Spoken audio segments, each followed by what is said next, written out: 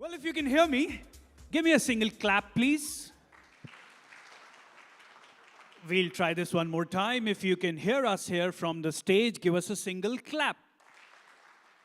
Let's try this one last time. On the count of 3, if you can hear us, give us a single clap. 1, 2. Let's try this one more time. 1, 2, 3. Brilliant. Thank you very much, ladies and gentlemen. Now that we have your attention right here, thank you for your presence. We're going to be now kickstarting this Google Hotelier Summit 2023. But before we do that, a couple of things. One, those wonderful devices, please put them on silent mode. They're all hidden, either in your pocket, so make sure that you put them on silent mode. And by any chance, if your wife or your husband calls up, do answer it.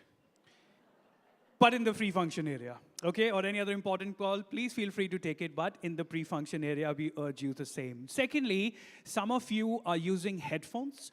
We want to bring to your notice that once you switch them on, you need to switch them onto channel 1 and channel 2. Either of the two, one is an English translation, one is a Hindi.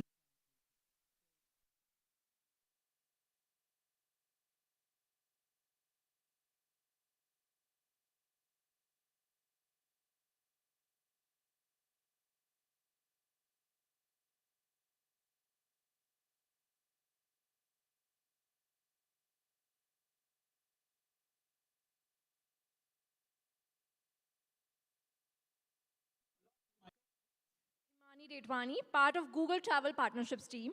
I'm so excited to host you all today. A very warm welcome to all our esteemed guests in this arena and viewers online joining us from across India and the globe.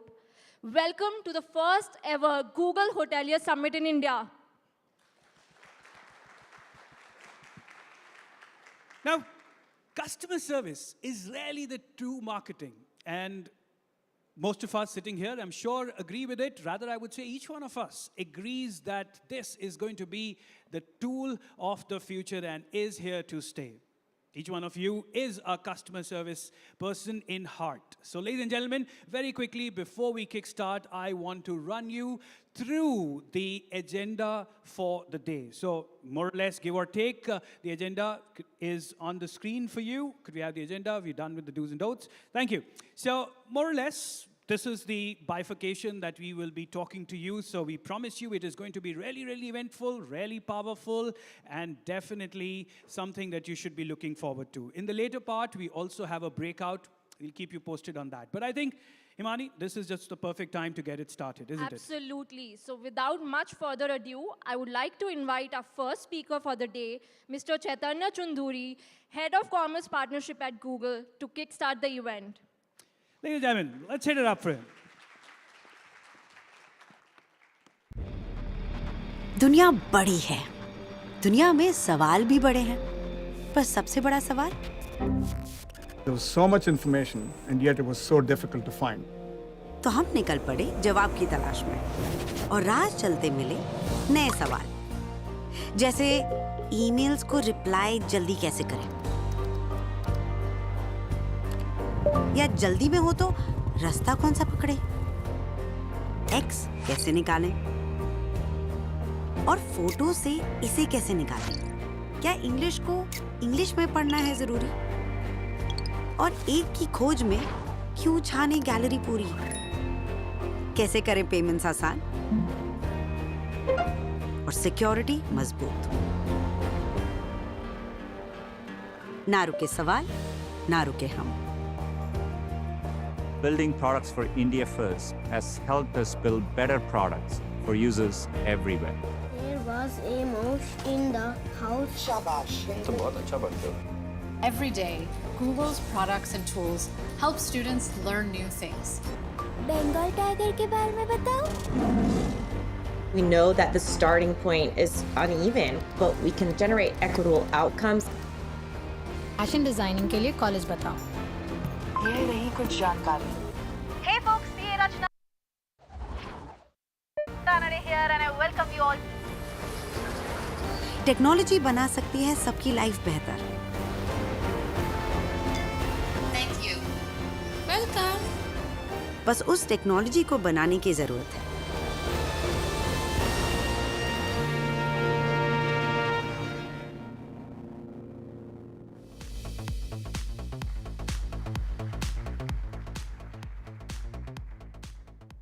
Wow, that's such a great video, right? Every time I see it, I get goosebumps. And there can't be a better video that we could use to kickstart the day, right? Namaste and welcome to one and all to the first ever Google Hotelier Summit in India. Thank you so much to each one of you for making time despite busy schedules.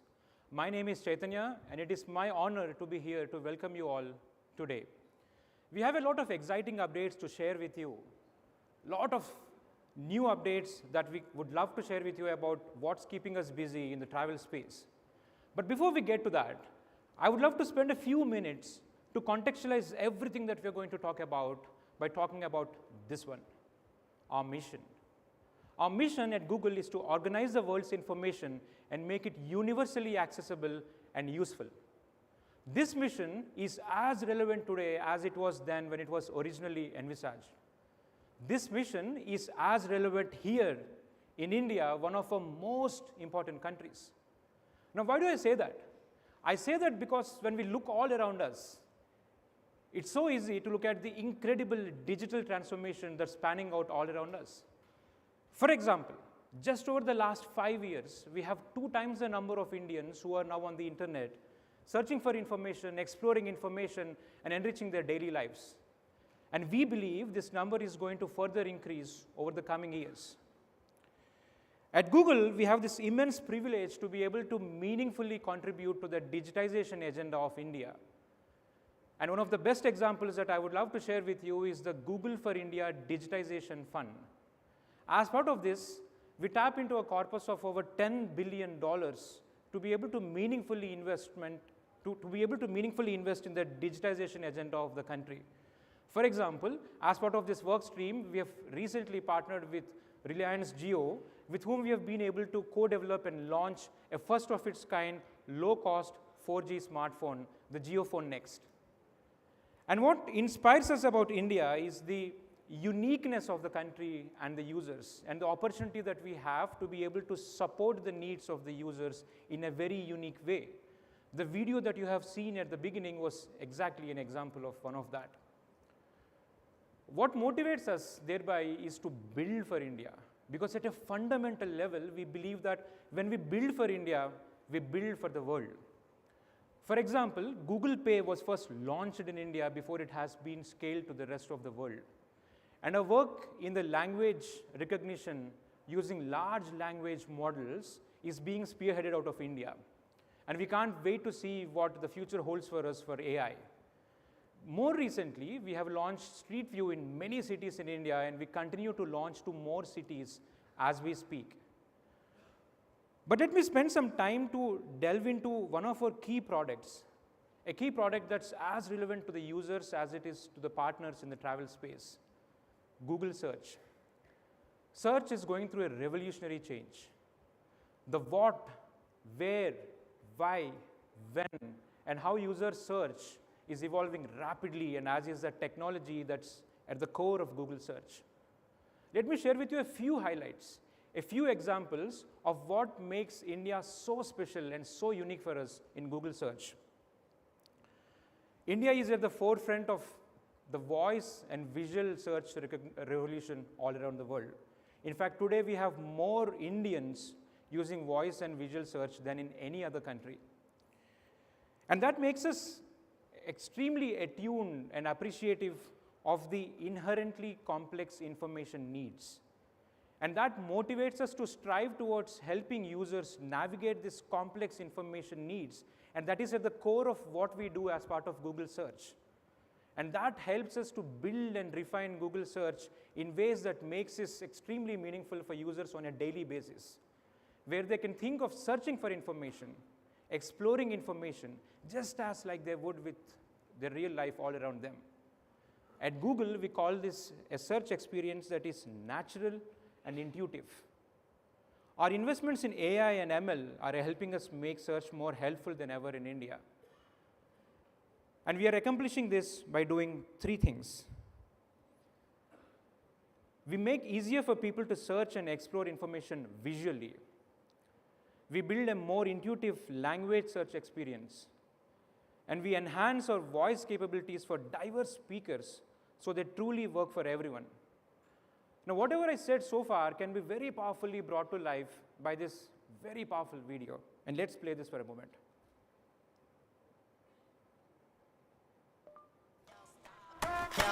लोगों ने कहा boxing लड़कियों की बस की बात नहीं, तो मैंने बोला top women boxers in the world. Here are some top women boxers. Family ने कहा शादी की तैयारी करो, आस-पास से रिश्ते आ रहे हैं। मैंने बोला ओके गूगल, आसपास के बॉक्सिंग रिंग्स। ये रहे पास की boxing rings. सबने कहा तुमसे प्रेशर हैंडल नहीं होगा, मैंने बोला 1 minute breathing exercise.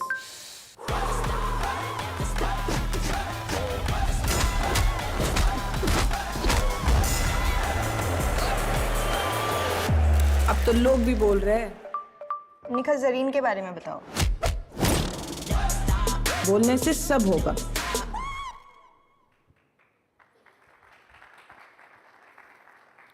I love that. Natural, intuitive, and helpful. And that's exactly the philosophy that we want to talk to you about as we seek to share more about how we want to support the users and partners in the travel space.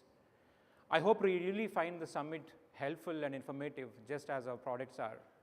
But before I leave, I'd like to thank each one of you for making time. It's so wonderful to see you all gathered here.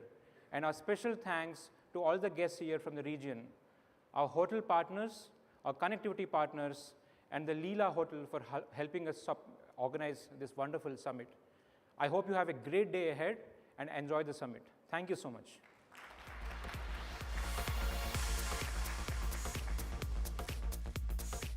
Thank you very much, Chaitanya, for setting up the stage right there. So with this, ladies and gentlemen, we'll start by inviting our partners now as well to talk to you. And the first gentleman that I am inviting here on the stage comes with an experience of over 30 plus in the hotel industry. Ladies and gentlemen, he is the president of the Hotels and Restaurants Association of North India, and he's also the Honorable Secretary of the UP Hotel and Restaurant Association for the Rohilkhand Hotel and Restaurant Association as well. Ladies and gentlemen, I have with me Mr. Garish Oberoi. Ladies and gentlemen, let's hear it for Mr. Oberoi now. Welcome in.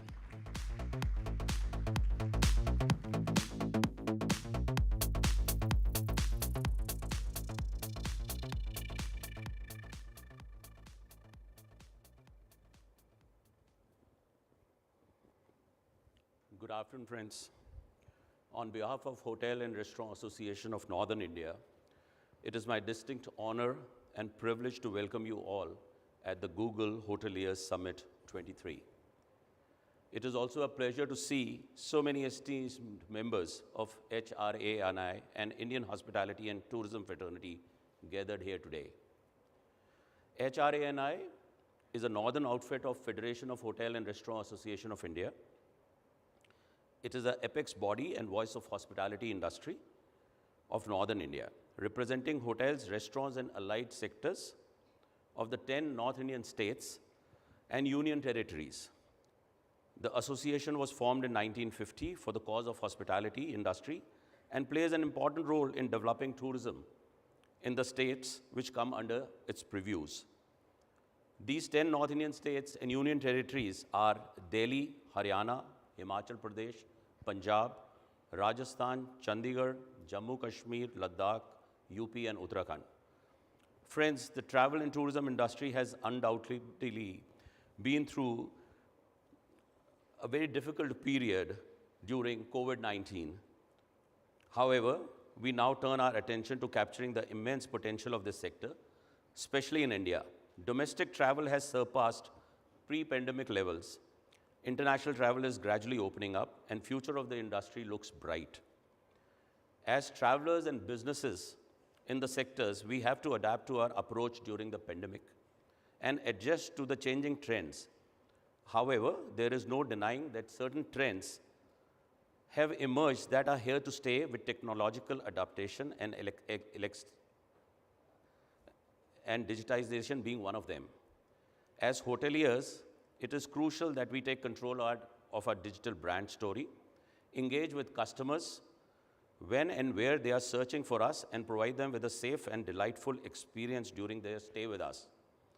Today, you will learn about different ways in which you can enhance your hotel brand on Google, engage with more travelers, and maximize your value from the digital channel. I urge all of you to take control of your digital brand identity. Google is a friend of hoteliers who want to establish and build their online presence. Grow direct bookings and engage your guests for a personal and positive experience. Take advantage of Google's free tools and products to grow your direct bookings. Today, we are gathered here to deliberate on some of them. I would like to express my gratitude to all our members, friends from hospitality and tourism fraternity, including media, for taking their time to join here today, and to Google for recognizing the potential of India and investing in the hotel industry. HRANI is privileged to be a vibrant interface between Google and our members. We look forward to more such collaborations and help the industry in future. Thank you once again for being part of this summit, and I hope you find the sessions informative and productive. Namaskar. Jai Hind.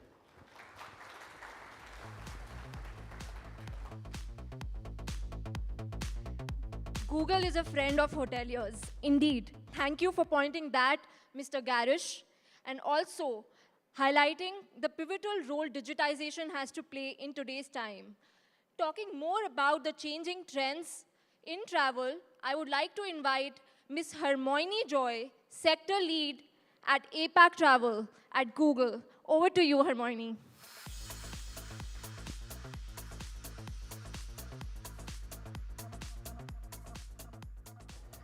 Good afternoon, everyone. Thank you very much for having us here today, and thank you very much in advance for your attention. I promise not to be long, but I am here to share some very exciting insights with you. It's been 10 years since I've been back in Delhi. Last time I was here for my honeymoon. I must admit I was anxious that it wouldn't live up to the experience of last time, but I'm pleased to say, don't let my husband know, that this experience has been as exciting as the last time I was here.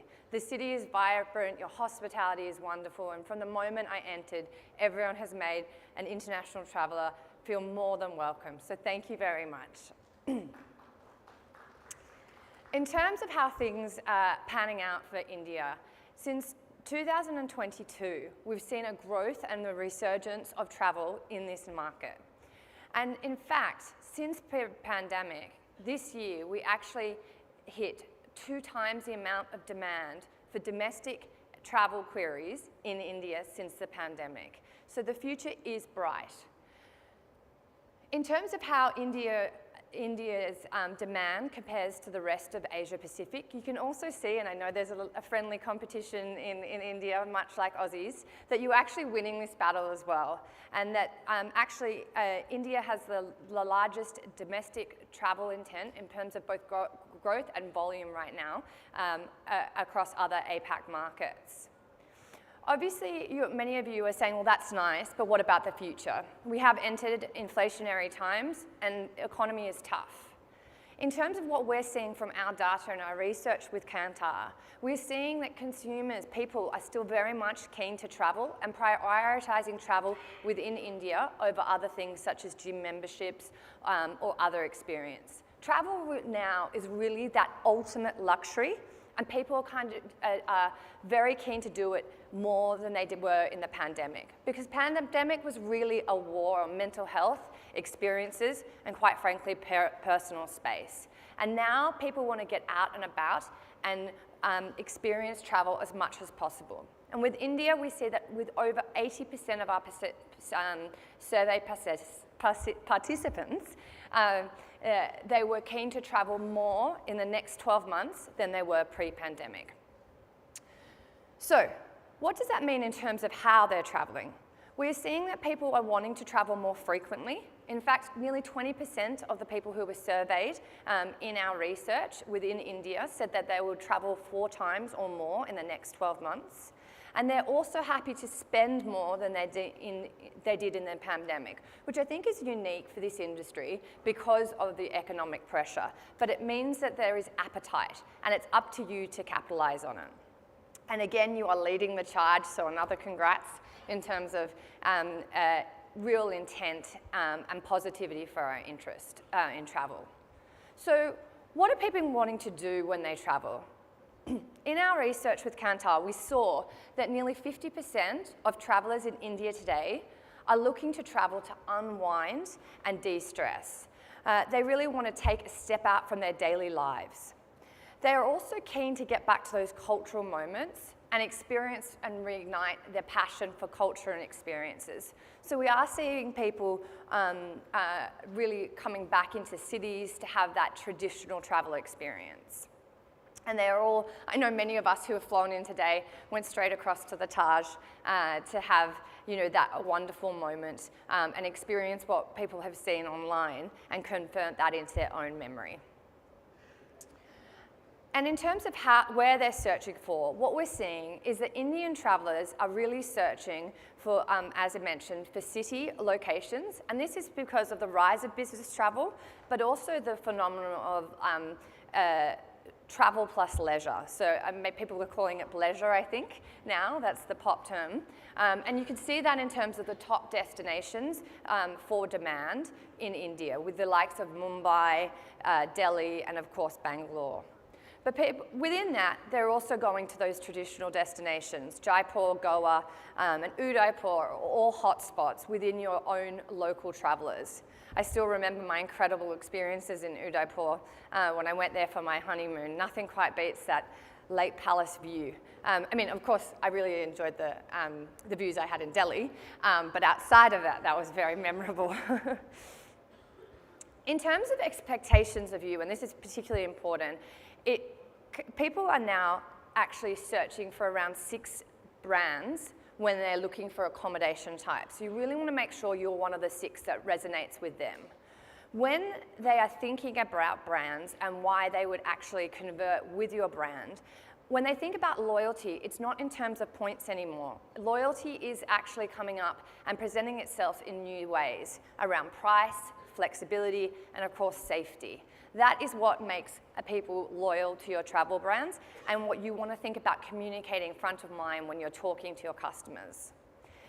We've talked a lot about, and in the media, about the rise of experiences, and this is true for travel. So any way that you can bring to light to your audience how you are going to ignite an incredible experience for them is incredibly important. Not only because it will help you convert, but because people are interested in spending more on experiences. So think about the opportunity to cross-sell your business and upgrade your business when you have captivated those minds.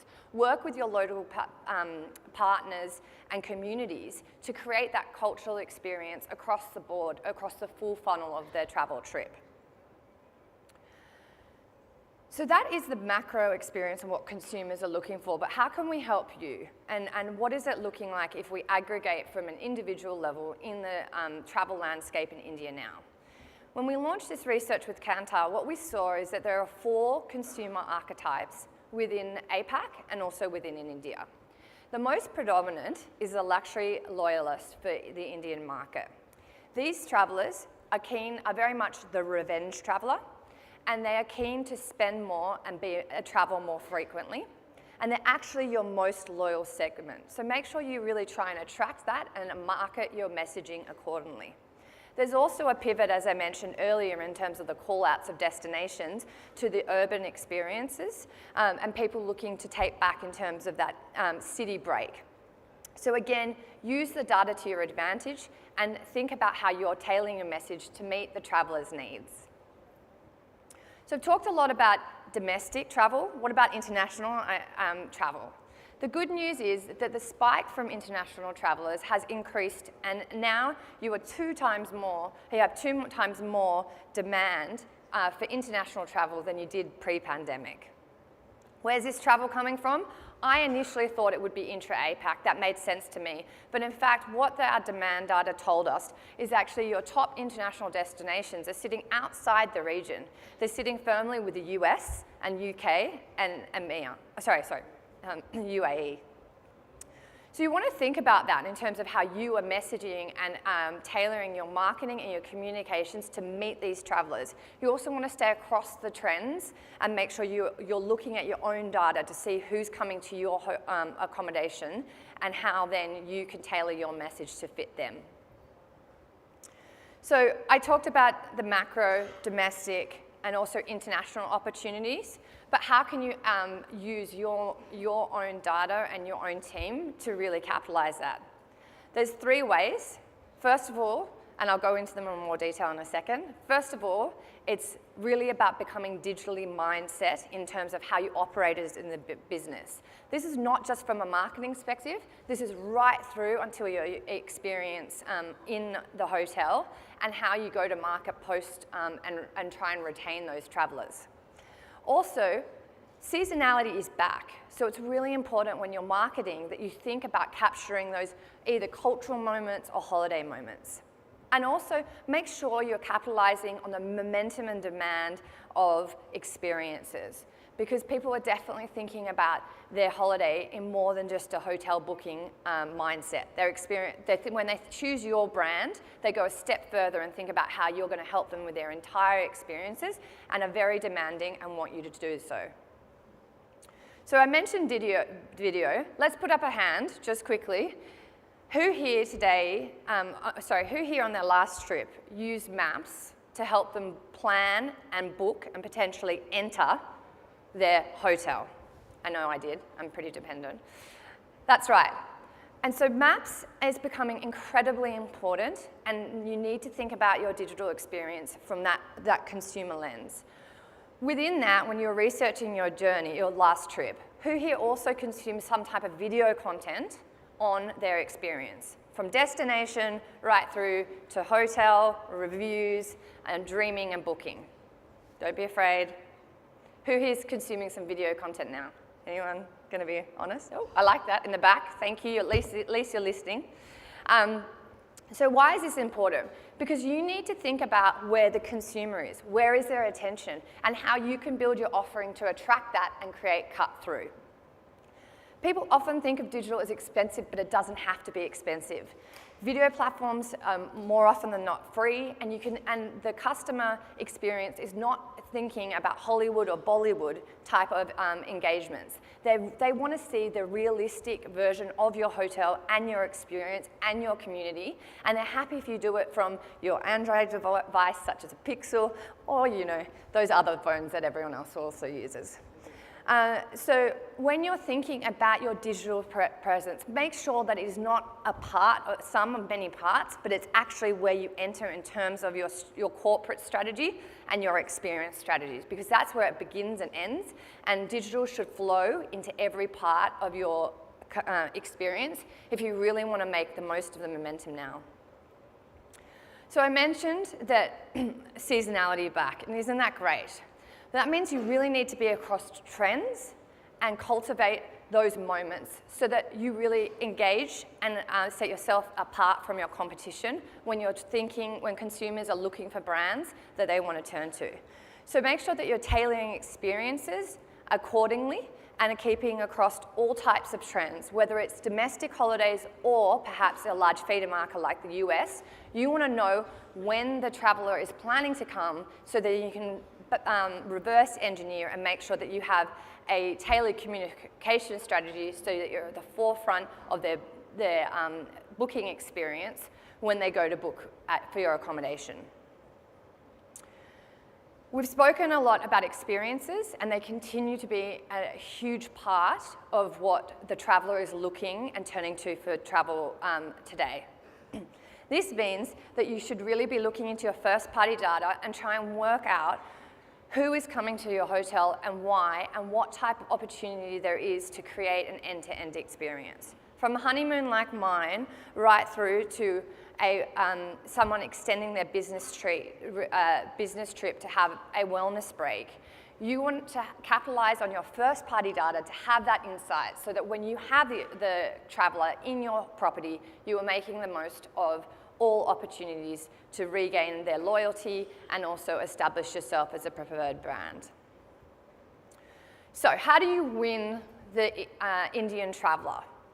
Firstly, you need to be prepared. Secondly, you need to be present across every platform. And then you need to be the preferred brand.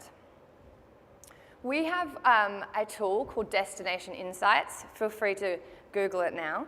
And this is a public available tool that gives you live travel trends, showing you where the volume and also growth opportunity is in terms of both in terms of both accommodations, city locations, and flights. I would encourage you to use all tools such as Destination Insights to help you make an informed marketing decisions, and also keep an eye on both the inbound opportunity and the next top destination. Make sure that you're using all parts of the digital experience, including your search campaigns. We've improved our search campaigns and automations very significantly in the last 4 years, and we now have many different matching opportunities to try and help you in an automated way to capture the audience of those travelers who are online.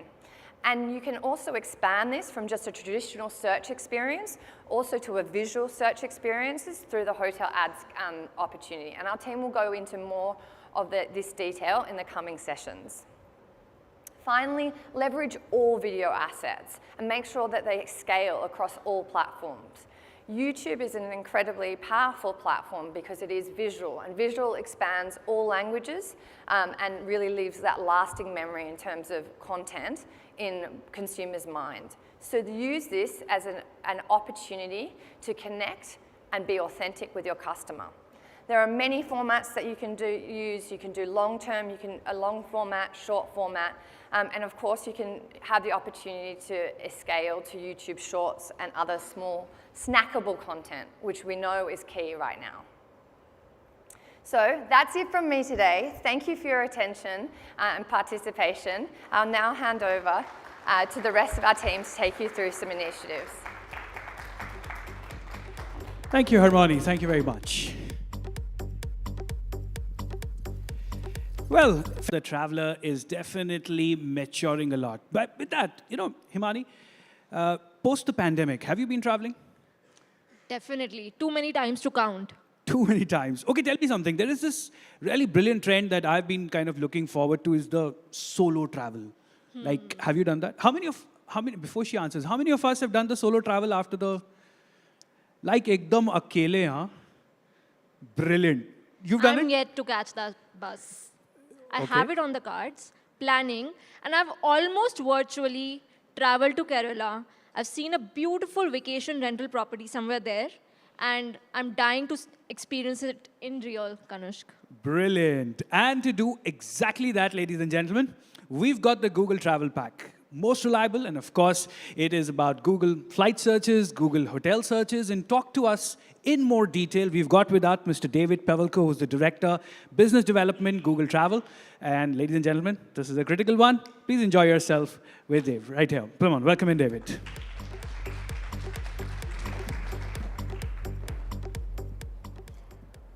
Hello, everybody, and again, I'll reiterate, thank you for being here. This is awesome. My hope is that this is an annual event, and so 10 years from now, we're celebrating our 10-year anniversary. So again, thank you for coming out to our inaugural event, and hopefully you find it productive and useful. I personally am super, super excited to be here. See, this is my 5th trip to India, and I have to say, quite frankly, some of my most memorable travel experiences have taken place in India. And on my flight over, I was looking at some photos over the years of my trips here, and I was trying to place my finger on why I have had so many memorable travel experiences here. And I think it's very simple. It's not a complicated formula. It's the people.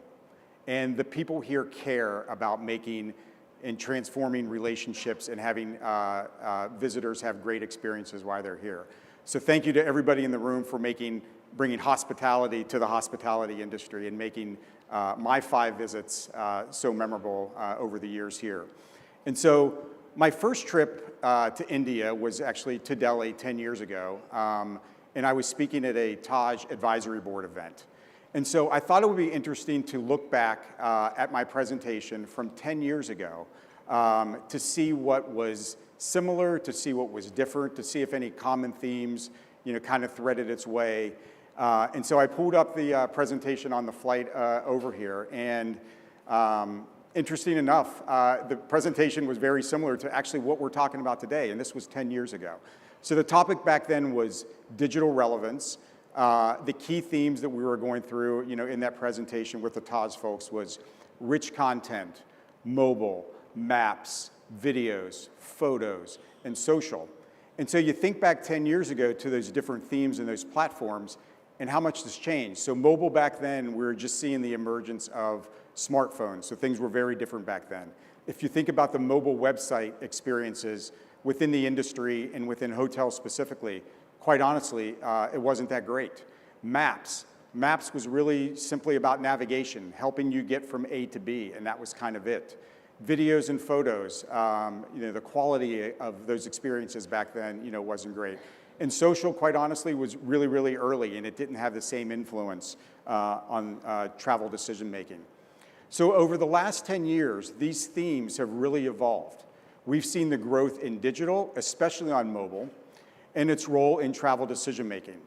So the travel journey today centers on rich and inspiring content.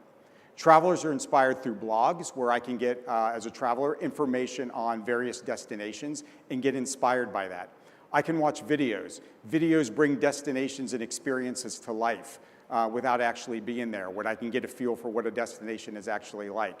And then social. Social's taken on a new life with bloggers and everybody posting information online within their social influence. And that's a great way to really get inspired, because that content is often with photos and reviews, and those folks are really telling stories to help educate you about a particular destination or an experience. And then we're taking ourselves through the planning stages and booking stages. Travelers are still going to comparison sites like Google. They're going to OTA sites, they're going to supplier sites directly. They're still consuming a lot of reviews to get information about what others are saying about particular hotels or experiences within a destination. And then on the ground, when people are actually traveling, they're utilizing maps in a different way. As I said, 10 years ago, maps was really about getting from A to B. Now it's what's happening between A and B. So when I'm going from one location to another, what can I do along the way? Can I stop and get a coffee at a coffee shop? Where am I going to have lunch? What do the reviews look like for those different restaurants? Is there an attraction or museum along the way that I could potentially stop off and do a tour and get a tour guide? So those are all the things that maps, as Hermione was saying earlier, is really emerging, where I can actually have an interactive experience with maps and do a lot of my travel planning. And then the sharing of those experiences. And so as people are traveling and they're on the ground in destinations, they're actually sharing that information back. And the cool part about that, it's really fueling the funnel again. So all this information that they're sharing is going to the upper funnel for those people starting to be inspired and starting to dream about taking a vacation. And so the cycle starts itself all over again. So travelers continuously are using digital during this journey, and Google is present throughout this. So we heard Google's mission earlier to organize the world's information and make it universally accessible and useful. And this mission also applies to our travel experiences.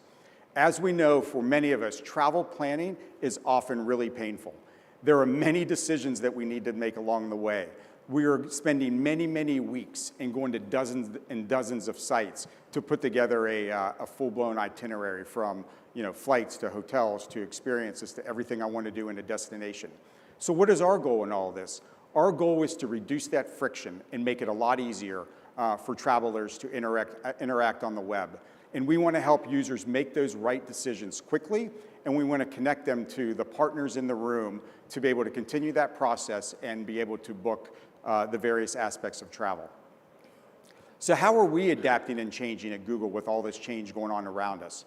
Historically, we have been information and fact-based in terms of what our results are like. So I think back to years ago, one of my trips to actually back here to Delhi, where we had an immersion where we basically spent time with travelers in Delhi to get a feel for how they thought about Google, how they interacted with Google travel products, how they interacted with other travel platforms, to help us inform what we're doing right and what we're doing wrong, and how we can adapt and really build for India, as we were saying earlier. And so as part of that trip, one of the sessions that we had is we spent time at one of the local universities. So we were spending time with young students who are very influential and kind of growing up now. And we wanted to get a feel for how they're consuming these platforms. What do they think of Google? What other platforms are they utilizing? How they interact with other travel sites? And the one thing that really stood out to us is a comment that many of the students made when we asked them what they thought about Google. And the response was, well, Google is more like an encyclopedia. And so that really hit home. And then fast forward, several years later, this encyclopedia experience, or this static experience, it's really not that engaging, is really not enough for today's expectations in terms of the things we just went through. So today, you need a search experience that actually inspires people. So Google's modern visitor search is really visual and engaging. We're trying to bring visual content forward now throughout the journey to drive discovery. For example, think about a query to Paris. There's likely travel intent in that. We're still going to provide factual information to the users, but at the same time, we're also going to be providing more, as Hermione said earlier, snackable traveler information and rich visuals to really drive engagement. So at Google, we are still assisting travelers throughout this entire travel journey. We have built and continue to improve on our immersive experiences we have built over the years to help travelers decide where they want to go, find the optimal flight, where they want to stay, what type of lodging accommodations do they want to stay at, and actually plan for activities and things to do in given markets around the world. So let's look at a few examples of how we're working to improve our experiences at Google. Google Flights, as hopefully a lot of people have interacted with Google Flights, we provide comprehensive information and booking options. So we provide supplier direct as well as OTA offerings to our users. With that, we get tons of data and tons of rich data.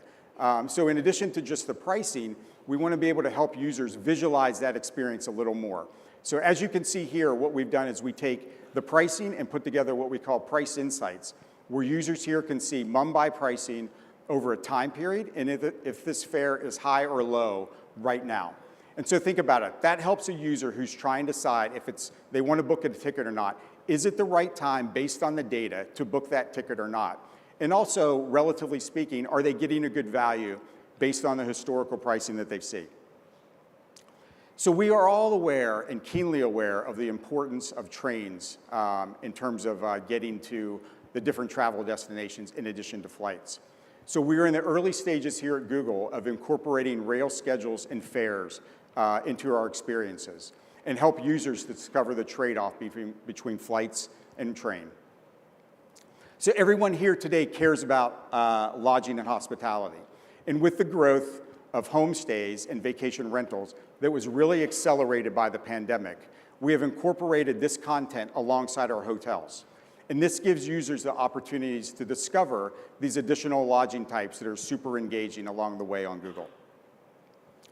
When we travel, it's just not about getting there and where we stay when we get there and the things that got us to that point. It's really often about what we do and those travel experiences when we're at a destination. As I referenced earlier, sure, I remember my stay at the Taj Palace in a diaper, similar to Hermione. Sure, I remember staying at the Taj in Mumbai and all the different great stays that I had. But what I really remember is the experiences and the people that made it great for me. So it's really important for us at Google to adapt to that as well. So again, it's similar to trains. We're in the really early stages, but we're starting to incorporate rich content and pricing for attractions and tours and things to do in markets around the world. Travelers care about sustainability choices. We provide hotels with the opportunities to provide their eco-friendly attributes in their hotel descriptions that we can show to users within our hotel search experience. We also highlight eco-certified properties with a badge that help users who care about sustainability to find those options early in the researching process. So that was a quick glance across several of our updates that we made across our travel experience. And again, our goal here is to help users discover and engage this compelling content while helping our partners participate and thrive in our ecosystem. With that in mind, let's begin our deep dive into our lodging search experiences. And again, thank you for being with us today, and I'll see you shortly for the panel discussion. Thank you. Thank you, Dave.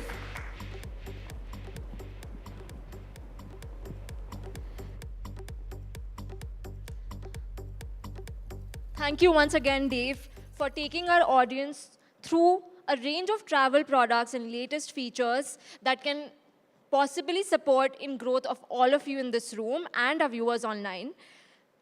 With this, as Dave mentioned, we love to begin our deep dives for the day. The first one being about the lodging roadmap and Google Logic products around vacation rentals. I'd like to invite Mr. Pradeep Banerjee, who's the Group Product Manager for Lodging and Vacation Rentals at Google.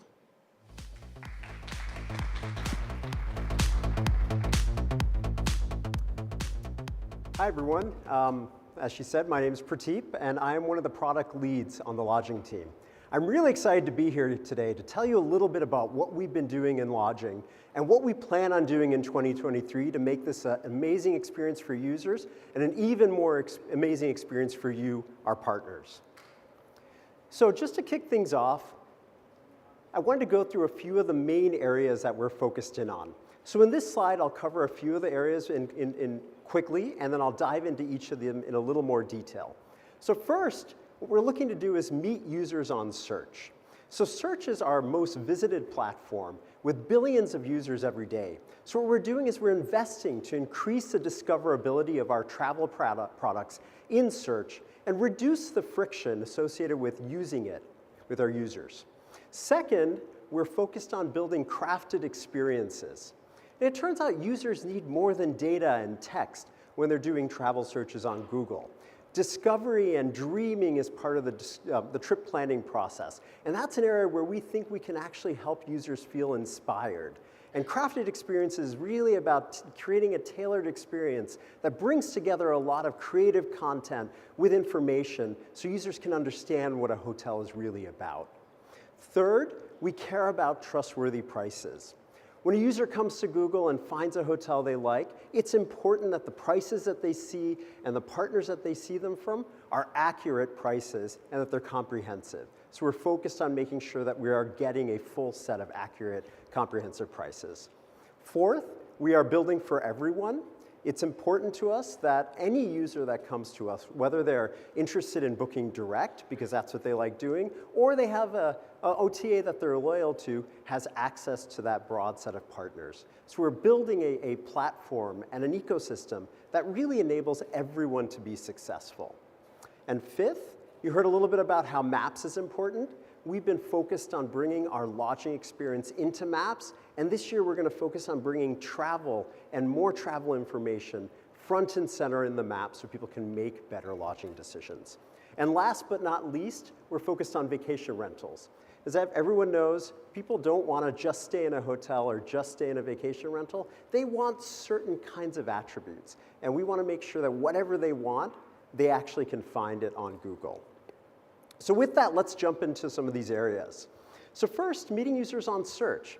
So this year, we've been working really hard to make the search page richer and more useful for travelers. So our goal is to take a lot of that rich and powerful functionality that exists within the hotel search product and bring it right onto the search page. So users can easily look for, compare, find prices for hotels that they're interested in. So two examples of this that are on here. The first is an example of our new desktop search. And what you'll see is that this is actually now a full page bleed. We used to have a narrow box, and it's a more interactive experience. As a user jumps around on the map and hovers over different hotels, they can actually see what the price is, they can see what star rating it has, they can see what the review score it has. And then on the right here, what we have is our new mobile search. So a user here has typed in a search for best hotels in Barcelona. And what they see immediately is that there are a bunch of pivots that are popular refinements that users are usually interested in. It might be best, it might be luxury, and then clicking on one of those pivots actually does another new search query right on the search page and shows them new hotels that they might be interested in. So we do this in a way that actually reduces the friction for users that are looking for a hotel and doesn't require that they jump into a new deep immersive product and can instead get information right on the search page. So crafted experiences. We all know that our users today are craving more than just text when they're searching for a hotel. They want inspiration. They want to know what it feels like to be at the hotel. And that's much more than a list of amenities and a selection of prices.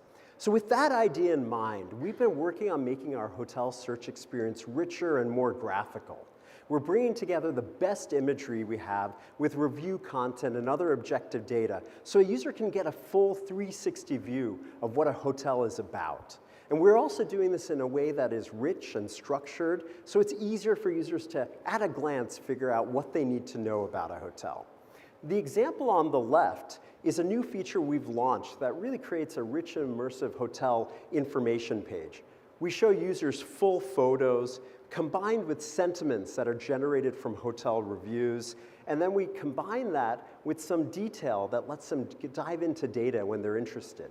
In this particular example, what you see is a user is swiping through photos, reading some of the sentiments, and then they're interested in more location information, so they can dive into the location details and actually see what sites are near the hotel and how far those sites are away from it. We believe that this work is particularly useful for travelers that are in the upper funnel, that are doing a search, that want to get inspired and excited. But we also think that this kind of information is useful when a user has narrowed down the hotel to a few choices. They're pretty equal, and they're trying to figure out which am I actually going to feel good at, which am I going to enjoy. So this is really hoping to strike that emotional chord with users. Trustworthy prices. User trust is key for us. When users come to a hotel and search for a hotel, find the hotel that they want, they expect that Google has done the hard work of getting all the prices for them and getting accurate prices for them. They have to trust that our prices are accurate and comprehensive. So recently we've done a lot of work in trying to achieve that. We've revamped our price accuracy policy, and looking forward to this year, we're going to continue to focus on accuracy and comprehensiveness. And we really want to get to a point where users come to Google and they see every single price that's out there, and when they click through, they actually see a price that's the same as what they saw on our site. Building for everyone. Our goal at Google is to build an open ecosystem that works for all of our partners, irrespective whether they're a big hotel or a small OTA. We all know that some users value the benefits of booking directly with a hotel, and then other users may be looking for the familiarity of some OTA that they're loyal to. We want our systems to work in all of these cases, so we're working hard to build functionality that helps our entire partner ecosystem be successful. So a few years ago, we launched our free booking links feature. This generated significant free traffic, much of which goes into the supplier ecosystem. And this past year, we've been working on rolling this out to all the different surfaces that users search for hotels on Google, and then ensuring that it actually works really well. As we look forward to this year, we're rounding out this functionality by investing in industry standard APIs, which we're going to talk about in some of the breakout sessions if you're interested. And we're working on enhanced reporting features that really let you understand what the value of that traffic that you're getting from Google is. Maps. So we heard a little bit earlier about how maps is really important for travelers. Travelers use them when they're planning where they're going to go. Travelers use them when they're actually on the trip. And it's sometimes on the desktop, and more often than not, it's on the phone using Google Maps. And as you can imagine, though, the way users use Google Maps is different from how they use Google Search. On Search, you type in, you're looking for hotels somewhere. But on Maps, what people do is they open up their phone, they pan around, they say, oh, let me see where the top sites are in this destination I'm going to. They look to see where the nightlife might be if they're interested in going out in the evening. They look to see what restaurants they might want to go eat at. They try to get a good geographic understanding of what an area is about, and then based on that, they try to figure out where should I stay? Where is the right place for me to pick a hotel?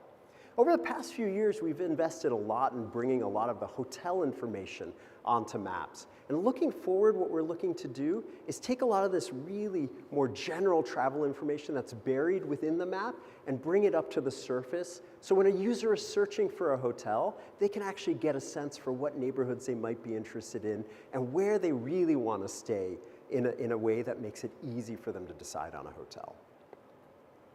And last but not least, vacation rentals. As you can imagine, vacation rentals continue to be an important part of our users' lodging search journey. Sometimes users know they want to stay in a hotel, sometimes users know they want to stay in a vacation rental. But more often than not, a user knows they want a one-bedroom place that has a kitchenette and access to a pool. They don't care if it's a vacation rental or a hotel, they just know what their needs are.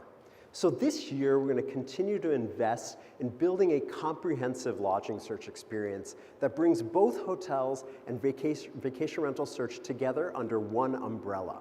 We want to do this in a way that helps our users find the best places to stay, while at the same time generates significant traffic for our partner ecosystem. So as we look forward, we're hoping that users don't actually have to make a distinction about what type of lodging they want. Instead, they can just tell us, this is what I need, and we can help them find all the different things that meet their needs. So I know I covered a lot today. I know I went through it really fast. I hope this gives you a sense for the kinds of things that we're looking to build this year, the kinds of things we're very excited to be doing. And more than anything, I'm very excited to be partnering with all of you as we go down this journey. Thank you very much.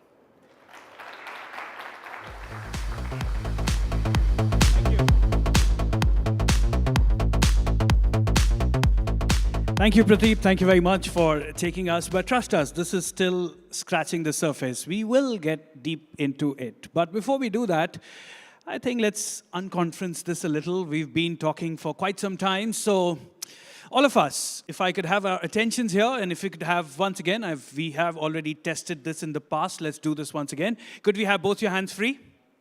Come on. Yeah, you don't have to really pick them up, but you could be right here. Just keep both your hands free. On the count of 3, we've practiced it. We gave one single clap, but this time, do not let your hands get away. Stay where you are, okay? Good. Let's do this together on the count of 3. 1, 2, 3. Brilliant. Sir, haath chhodna nahi hai na? Okay. Let's do this once again. So whenever you clap, keep your hands stuck together. 1, 2, 3. Brilliant. I want you to look at your hands now and look at the thumb specifically. So few of us, do not remove your hands, few of us would have our left thumb over the right one, right? Those who have it, raise your hand. Left over the right. Brilliant. You are the creative travelers. You think creatively. Okay, people with the right thumb over the left one, right over the left, raise your hand. Brilliant. You are the good-looking people. So you look for luxury places. Trust me, you not to worry about. It's the third category, who have their thumbs parallel. They are thinking, what are they doing? You see, you are creatively thinking to be good-looking. Don't worry about it. Trust me, you will not find this anywhere on Google, because this comes exclusively from the life coach Kanishkeshwar. But trust me, whenever I travel, I also make sure and insist on looking forward at the ratings at Google, because those are reliable. So ladies and gentlemen, let's get to something more reliable for you. Let's get to free booking links. And that is the next presentation that we want to talk to you about. Now that I have your attention, and especially the word free always sounds good. Let me get on stage Eugene Lam, who's the head of APAC for Travel Partnerships, to please join us on stage. Welcome in. Let's hear it. All yours.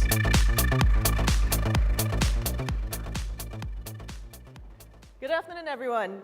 Thank you for being here today. It's exciting to be in India, holding our first ever Google Hotelier Summit here. Hoteliers, this is for you. Earlier, we heard about how India is leading travel growth in APAC, and how Google is building products to help travelers throughout their journey. We've got an exciting lodging roadmap coming up this year. But first, how do users find your hotel on Google Search? Hotel Search appears on several platforms. Travelers can go to Google Search or Google Maps to look for hotels. Together, Google Search and Maps reaches over 1 billion users, giving high exposure to your hotel. Many users first start on the Google Search page. In this animation, a user searches for hotels in Los Angeles and sees the hotel unit in the search results. Users can input additional information such as travel dates and occupancy and learn about various options available for them inside our hotel immersive page. These results show hotel prices and room availability, allowing users to click through to either the hotel website or the OTA website to make a booking. Let's look at two ways that travelers search for hotels. First, some users know exactly which hotel they want or which brand they like, so they will type in a hotel name like Hilton Bangalore.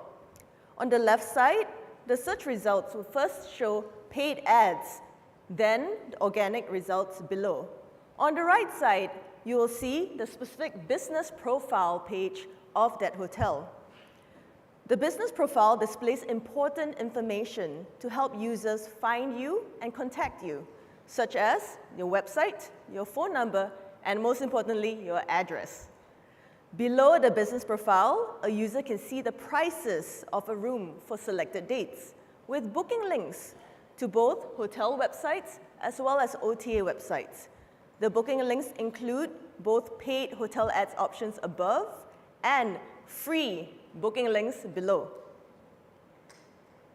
The other way that users search for hotels is to look at a destination. If they're undecided, they can say hotels in Bangalore. Here, the search results will include a hotel unit under the paid search ads to recommend various options in that location. Users can click through to find out more about their preferred hotel or view more options. For users who prefer to use a mobile phone to search, they will see a similar user experience. The user can also use the Maps view to look for other hotels nearby.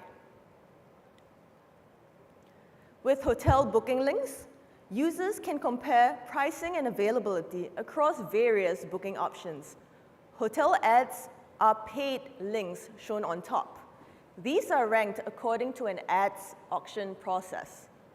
Below, the hotel ads are free booking links in the All Options section. Free booking links are available for all partners who want to integrate with Google, OTAs, hotels, and connectivity partners. Google does not get paid whenever a user clicks on any one of these links. So why appear in free booking links? The best part about free booking links is that it is free. This is free visibility and reach for you. Millions of travelers search on Google for hotels every day. You will have the ability to reach potential customers and drive direct bookings to your own website, and you are then able to control and own the guest experience directly.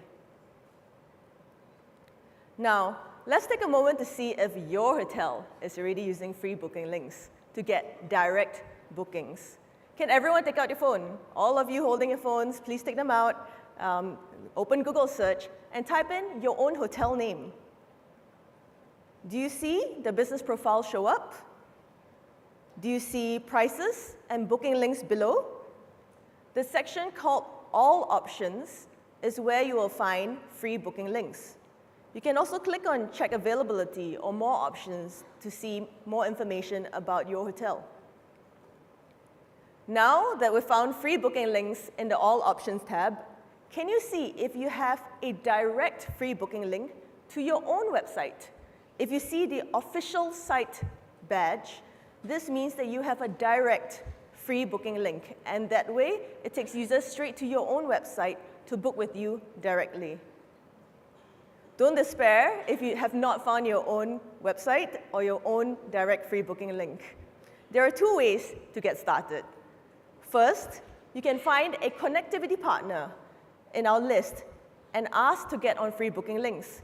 A few of our partners have booths outside this room, so please feel free to go approach them, speak with them, get to know more during the breaks or during the networking session later today. If you have a partner and your partner is not listed, ask them if they are in the process of getting connected to Google. We are working with different partners every single day, and we continue to onboard more partners every single day. Alternatively, you can go to your own Google Business Profile page, and add your rate directly. We will explain more about how to do that in the Hotelier session later today. Now that you have an understanding of how travelers search for hotels, you can maximize your presence on Google Search by managing your Google business profile and then activating free booking links. Join us in the Hotelier session later, where we will give you more tips on creating, managing, and owning your Google business profile, and then how to get connected to Google, and then activating free booking links. Once you're live on free booking links, you can then expand your reach with Google Hotel Ads. And with that, I'll hand you over to Laura Marie, who will tell you more about Google Hotel Ads. Thank you.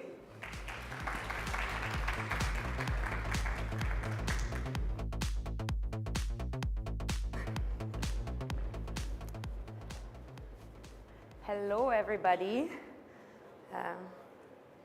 My name is Laura. I lead the travel vertical search team in Singapore. And I'm very happy to be here today and talk about the ad unit part of hotel search, which we call very shortly hotel ads. Before I talk about hotel ads, I just want to pick up a couple of the things that Hermione said earlier about revenge travel, travelers being back, 2023 being the year of recovery, and we obviously also see this on Google Search. So in 2023, the volume of search queries is already exceeding pre-COVID volumes in 2019, but also the travel value is exceeding pre-COVID values. So 2023 is a great year to capture all of the demand, and Google Search is a great platform that shows different opportunities to capture this demand. So this slide was there a minute ago. I just want to recap. There are a couple of different things you can see to use Google Search to capture this demand. One is the organic search. Second one is the business profiles. Third one is free booking links. And then the fourth one is hotel ads. Hotel ads is a great way to accelerate visibility and also accelerate traffic. This slide was there also before. I used it to have the consistency. So hotel ads and free booking links show together very often. Eugenie was showing before, if a user is searching for a hotel in a specific location, we show paid search ads and we show the hotel search unit. Within the hotel search unit, we show two parts. One is the sponsored part, which is hotel ads, and the second one is the free booking links. Hotel ads has shows two opportunities. Number one is it's in a very visible spot on the page, so it shows on the top. And the second part is it shows a lot more information. So if you look at the lila example here on the top, it shows not only the rate, but it shows also a couple of conditions that come with the rate and some specific offers that come with that rate, such as free cancellation or complimentary Wi-Fi. So this gives the users a lot more information about this specific rate, as well as gives the advertiser more chances to communicate the value of this rate to the user. Hotel ads, to get live on hotel ads, there are two things needed. One is a price feed, which you can set up in our Google Hotel Center. And the other one is ad bits, which you can set up in Google Ads. This is a little bit more complex than, I would say, a normal ad unit, because you need those two parts, but we are offering help with both of those two parts. So for the feed part, we are offering partnerships with a lot of connectivity partners, and we are also offering easy options to sign up. And on the bid parts, we offer easy options through automation. There are two things that are actually quite new to hotel ads and hotel search this year, which I want to tease a little bit. We will hear more details later, but this year is going to be quite big for us because of those two new features. One is property promotion ads. The other one is Performance Max. Property promotion ads is a premium ad format that shows on very visible places in hotel search. So it shows in hotel search itself, it shows on the place sheet as recommendations, and it shows on maps. As you can see, it's very visual and very engaging. So it attracts the attention of the user in the very early stages of the booking process, makes the user engage with this format, and so can actually shorten the way to the booking. We will hear more about this later. The second new launch this year is Performance Max for travel goals. Some of you might have heard about Performance Max already. That is something that we have across all of the industries, and it's a very simple way to capture traffic across all of the different Google platforms.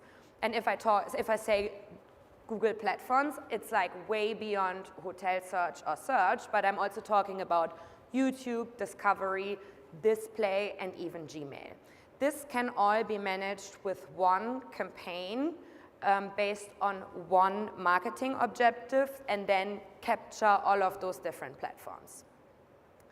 We are now enhancing this for travel specifically, which means we are adding a couple of features to the general Performance Max. And so we are launching Performance Max for travel goals. The two main features to call out is it enables the usage of feed data across other platforms, for example, search ads, with something called hotel inventory targeting. So it enriches the other ads through feed information. And the second thing is it actually automates the creation of assets. So it doesn't need to have needs you to create different assets for the different platforms, but it very easily uses all of the information and does it for you. So the goal behind this is really ensure visibility and capture a lot of traffic without having the complication of setting separate campaigns for it. But we will hear about this later as well. This is it from me. I just want to finish by just giving you two next steps to do now. So if you want to connect to hotel ads, have a look at this link and see what are the connection partners that are available or connection options for you. And then you can easily create a hotel campaign with Google Ads or with Performance Max. Thank you. Thank you. Thank you, Laura. Thank you very much. All right, so just actually before we go ahead and I get onto the stage for our next session, quick question to everybody here. When you came here today and you met a colleague or a friend of yours, what was the first physical gesture that you extended to this colleague or friend or partner? Sometimes the questions sound tricky, but they are the easiest. Sir? A simple handshake. Simple handshake. What's your name, sir? Raja. Could I care to request you to demonstrate this handshake to us, Rajan? Can you do that? This is the way you did it. Thank you very much. Give him a round of applause. Brilliantly done. But Rajan, why did you do it this way? It's just a simple handshake. I have to do it. You have to do it? It's just a simple handshake? Brilliant. Sir, what's your name, sir? Keep sitting. Raise your right hand. Say yes. Loudly. Yes. Louder. You have just volunteered to be with me. Please come. Please, sir. Please come. Right here. Sir, come on. Give him a round of applause. Gentlemen, what's your name, sir? Lalit. Lalit. Don't worry. So, you know, Rajan just taught us a brilliant handshake. Yeah. He told us how we've been doing things. But we want to do this something different because we want to create change as of right now. Are you with me, sir? Yeah, sure. Say yes. Yes. You volunteered again. Now what we want to do with Lalit is, ladies and gentlemen, we want to demonstrate to you a way that you will at least make two new friends before you leave from this summit, okay?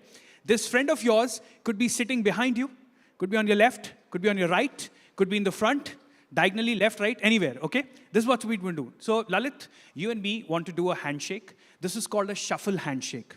We go like this, my friend. We stand like this, okay? We go 1, we go 2, we go 3, we go 4, and we do a shoulder bump. A shoulder bump like lightly, yeah, lightly. That's important. Okay, let's do this one more time. 1, 2, 3, 4, and a shoulder bump. On the count of 3, my friends, I want all of us to stand up and make a friend on your left, right, piche, aage, daएं, baएं, okay? But don't sit down because I will help you to make one more friend after this. Okay, 1, 2, 3, let's get up. Let's get up. Let's make a friend on your front, on your behind you, on your left or your right. Come on, come on, come on. Let's do a shuffle handshake with anybody on your left, anybody on your right, anybody on your left. Let's go, Tupar. Let's go. Come on, anybody on the left, anybody on the right. Brilliant. Don't sit down, don't sit down. Me and Lalit, we're going to give you an opportunity to make one more friend now, okay? If you didn't do this. So Lalit, this one is called a butterfly handshake. Before a butterfly becomes a butterfly, it's a caterpillar or larva and creates a wave. However, the partnership has to take wings and fly away to glory as well, all right? So this is what we want to do. One more new friend, okay? Not the last one, but somebody new. I want you to fly the butterfly on the count of 3. 1, 2, 3. Let's go. Come on. To your left, to your right, behind you. Piche, people at the back as well, people in the center as well. Come on, fly some butterfly here. Thank you, Lalit. I want you also to go ahead and fly a butterfly with somebody. Thank you so much. Thank you. Give yourselves a round of applause and please take your seats, ladies and gentlemen. Thank you very much. Thank you. So you see, partnerships are brilliant. Partnerships are lovely and partnerships are successful. This next discussion that we want to get into is about celebrating the spirit of partnerships as we invite our partners to join us on stage and share their experiences, share how lovely it has been to fly together. Ladies and gentlemen, it's a panel discussion, and to moderate the same, I'm inviting, Mr. David to please join us in. Come on, give them a round of applause, ladies and gentlemen. David Pavelko, he's going to be moderating our session. But let me now start by inviting in our partners. Wish to begin with Devanshu Bhatia, Head of Marketing for Oberoi Hotels and Resorts. Welcome, please join us in. Ejaz Sodawala, CEO for Easy Technosis. There you are. Welcome, Ejaz. Please join us in. Mr. Pradeep, who's the Managing Director for eGlobe Solutions. Welcome, gentlemen. Keep your hands rolling for the fine gentlemen.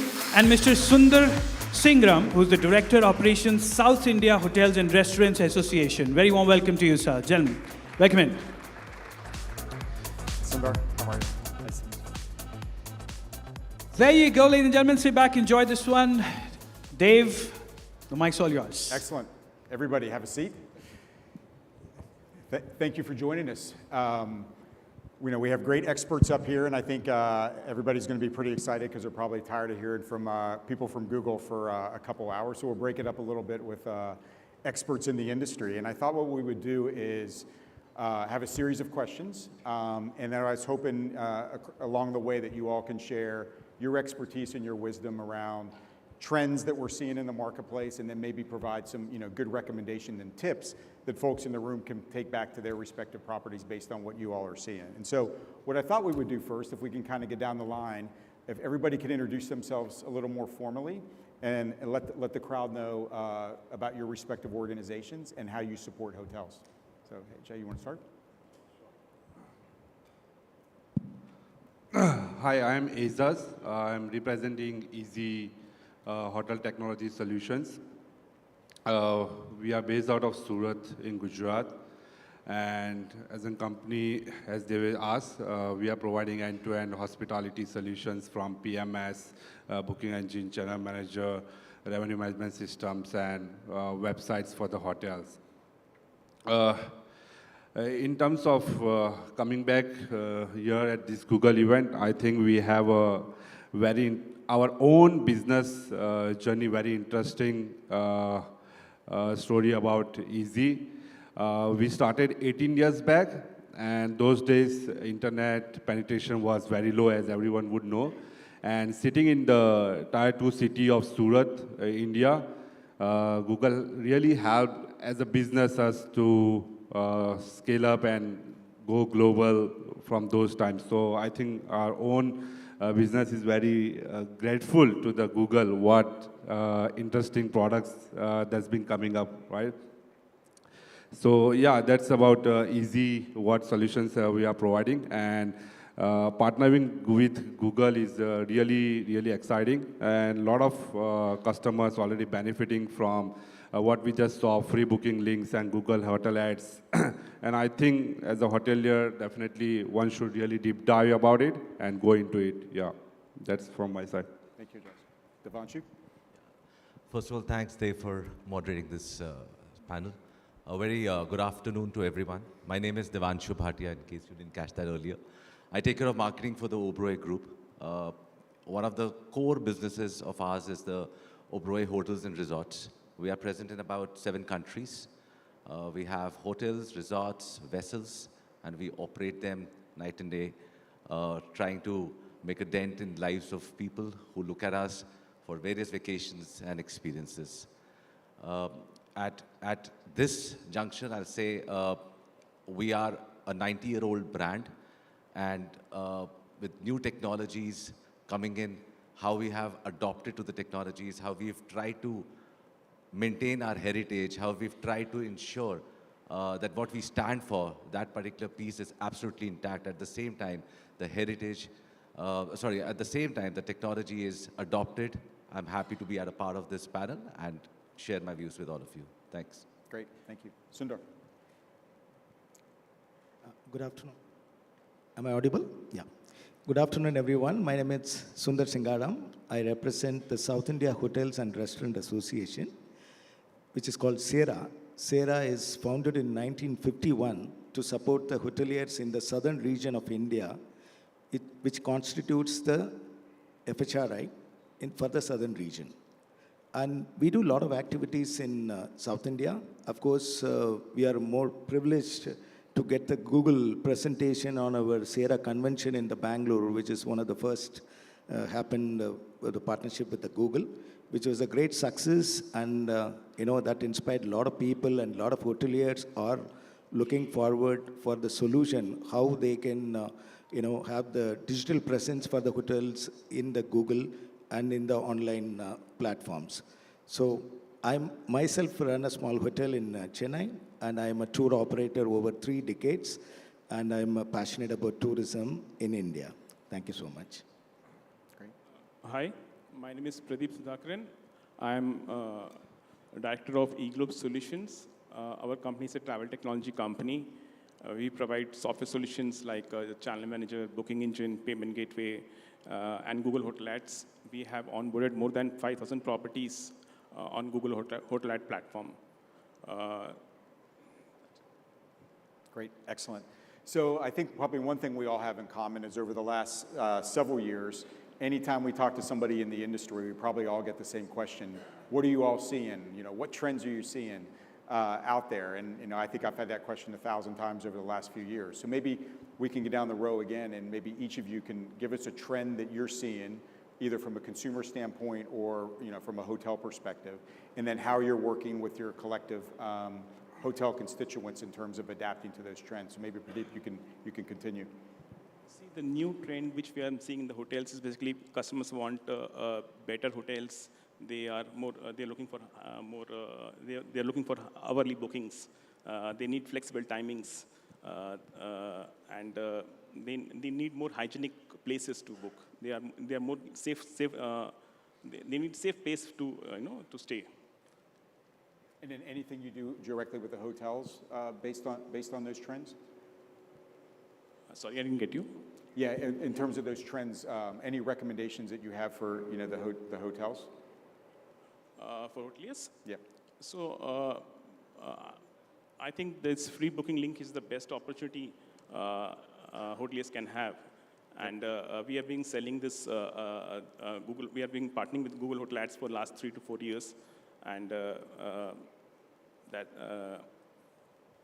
we have onboarded more than 5,000 hotels, and we are seeing huge demand from the hoteliers to get onboarded into this platform. Great. And then Sundar, you have a wide perspective of hotels that you work with. Any particular consumer trends that you're hearing about or anything specific with your hotels? Yeah, particularly post-pandemic, the domestic travelers are huge in numbers, and the priority is completely changed, and they wanted to go to the offbeat destinations and the lesser-known place, and where the luxury places are also, getting a lot of patronization.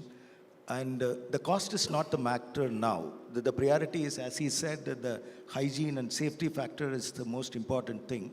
And because of various restrictions and changing guidelines, so people are looking at the online platform to book their hotels.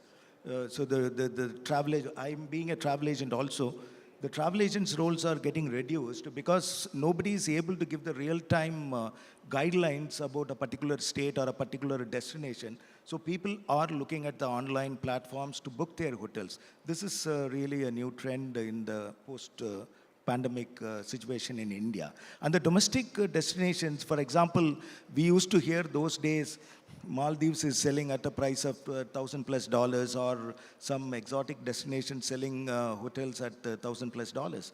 But you won't believe in Chennai, in the East Coast Road, some of the branded hotels are selling $1,200 per night. Wow. And very interesting, I can name the hotel also, which is Taj Fisherman's Cove. So when I spoke to the general manager, so is it just a bubble, it is going to blast after some time, or is it going to stay on? So, but the prediction says, even I couldn't believe myself, but the prediction says that we have come only 50%.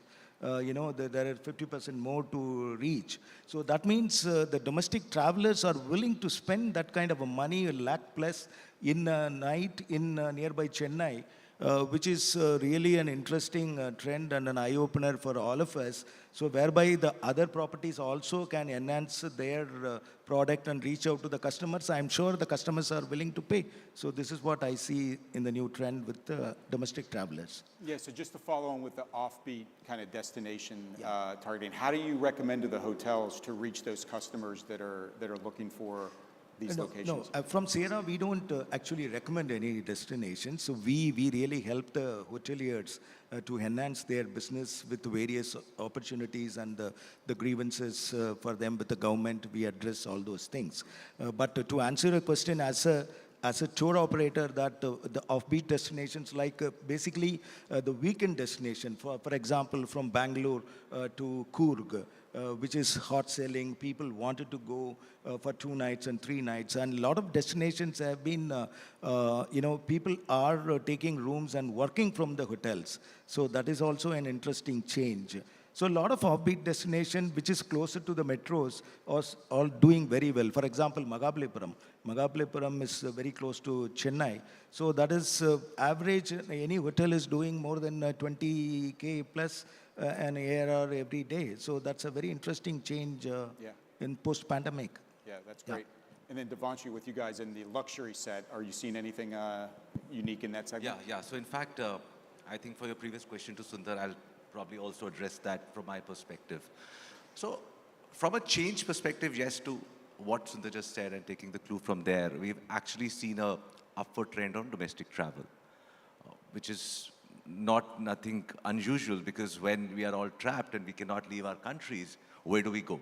Yep. Now, there are two segments, if I broadly put up, of the kind of properties that we have, and there is a luxury segment of properties, which are one of the premium ranges that we have.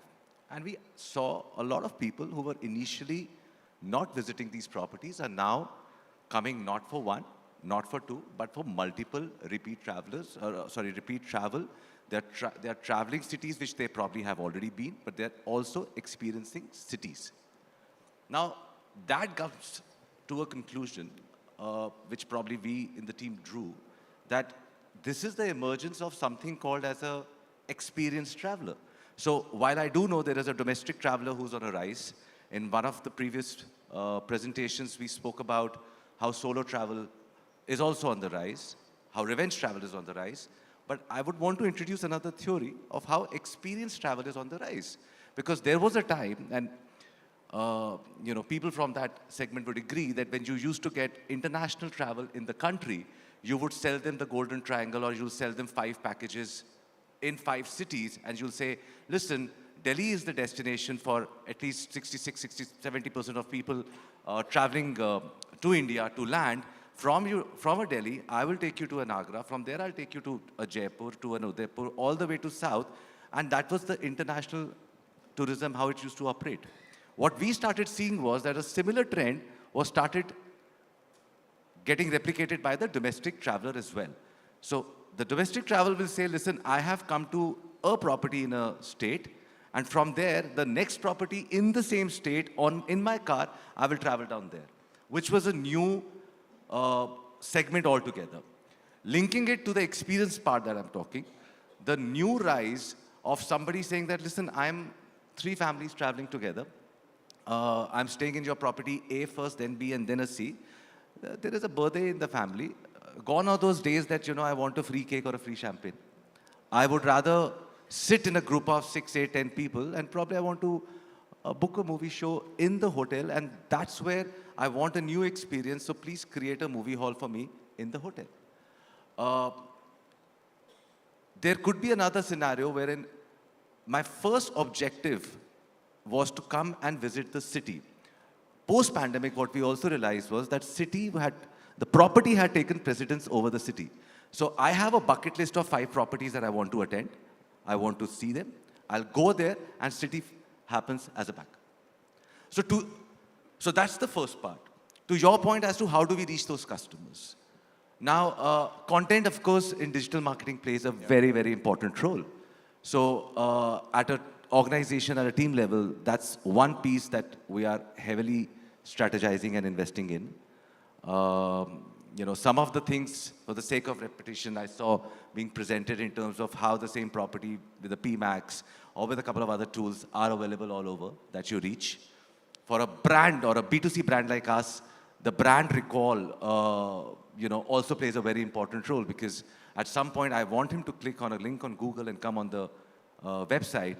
But for me as a true marketeer, the victory is that he goes on the browser, types in the URL, and straight away comes to the brand website.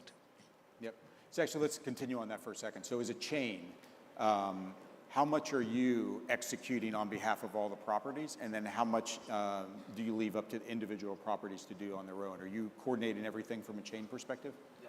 So from an Oberoi perspective, for both the chains that we have the Oberoi Group and Resorts, as I mentioned earlier. We also have the Trident properties. We all, we have a team at the corporate office, and we manage all the properties that we have under one roof. Considering of the various RBI regulations, our international properties manage the pieces themselves, but under the umbrella of corporate marketing or under the garb of the corporate marketing team. Excellent, excellent. So hence, when I speak, I'm trying to keep all India as well as the international properties together and try to give you and the team the insights here. Exactly. So you want to control as much as possible from a marketing perspective. That's right. Yeah. That's right. So when I said we are present in some 7 countries, so we have insights of India for both the properties that we have, both the brands actually that we have, and some 6 international properties that we also have. Ajaz, any trends you're seeing from your perspective? So I think one of the very interesting trend, which was also shown in earlier slide, was about internet penetration. Which everyone saw that it has been at 2x, right, compared to the pre-COVID and earlier years. And a lot of travel, booking, inspiration, and search, and everything is happening over the smartphones. And everything is more than the desktop, things are happening over the mobile. So I think that's the huge time spent by an individual on travel or without travel on the smartphones and exploring over there. So that's the main one of the trend. And a few others, important one I think is remote work culture, hybrid work culture, which is increasing in terms of the vacations. A lot of travel is happening by leisure and vacations. So I think those are with a lot of other trends, these are the 2 emerging trends which we see. How at Easy we are addressing as a technology company, we are providing those tools for our hoteliers to get equipped with how the potential guests can discover their properties online with our mobile booking links, mobile apps, or online booking engine, working with the free booking link, Google's, and so on, so all the online tools.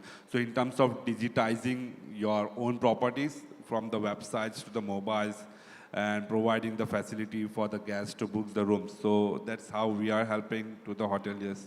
So let's continue with that a little bit. So you're working with thousands of hotels. We just came through a pandemic where it was about survival. Then we're starting to come out of it a little bit where things are improving and revenge travel and people are starting to come back. How do you help a broad set of hotels prioritize what they focus on from a technology standpoint? So you're providing a lot of the technology pieces for them. They still need to operate a property, run a property, clean rooms, put heads in beds, and then from a tech standpoint, how do you get them to focus on the right things?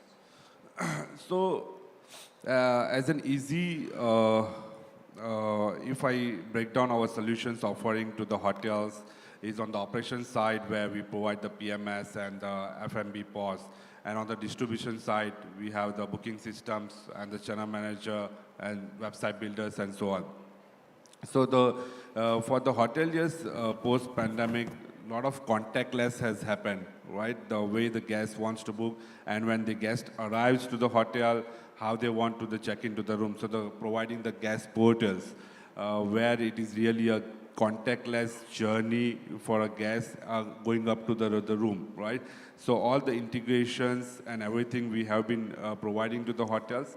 In terms of prioritizing for the hoteliers on the top of everything, I think it has actually, like in the Microsoft, what they saw, a lot of growth happened in the time of the pandemic for any technology company. So I think a lot of shift has happened in terms of the mindset itself for the hoteliers, where they have considered the importance of the technology and being online, being present, being preferred over the online.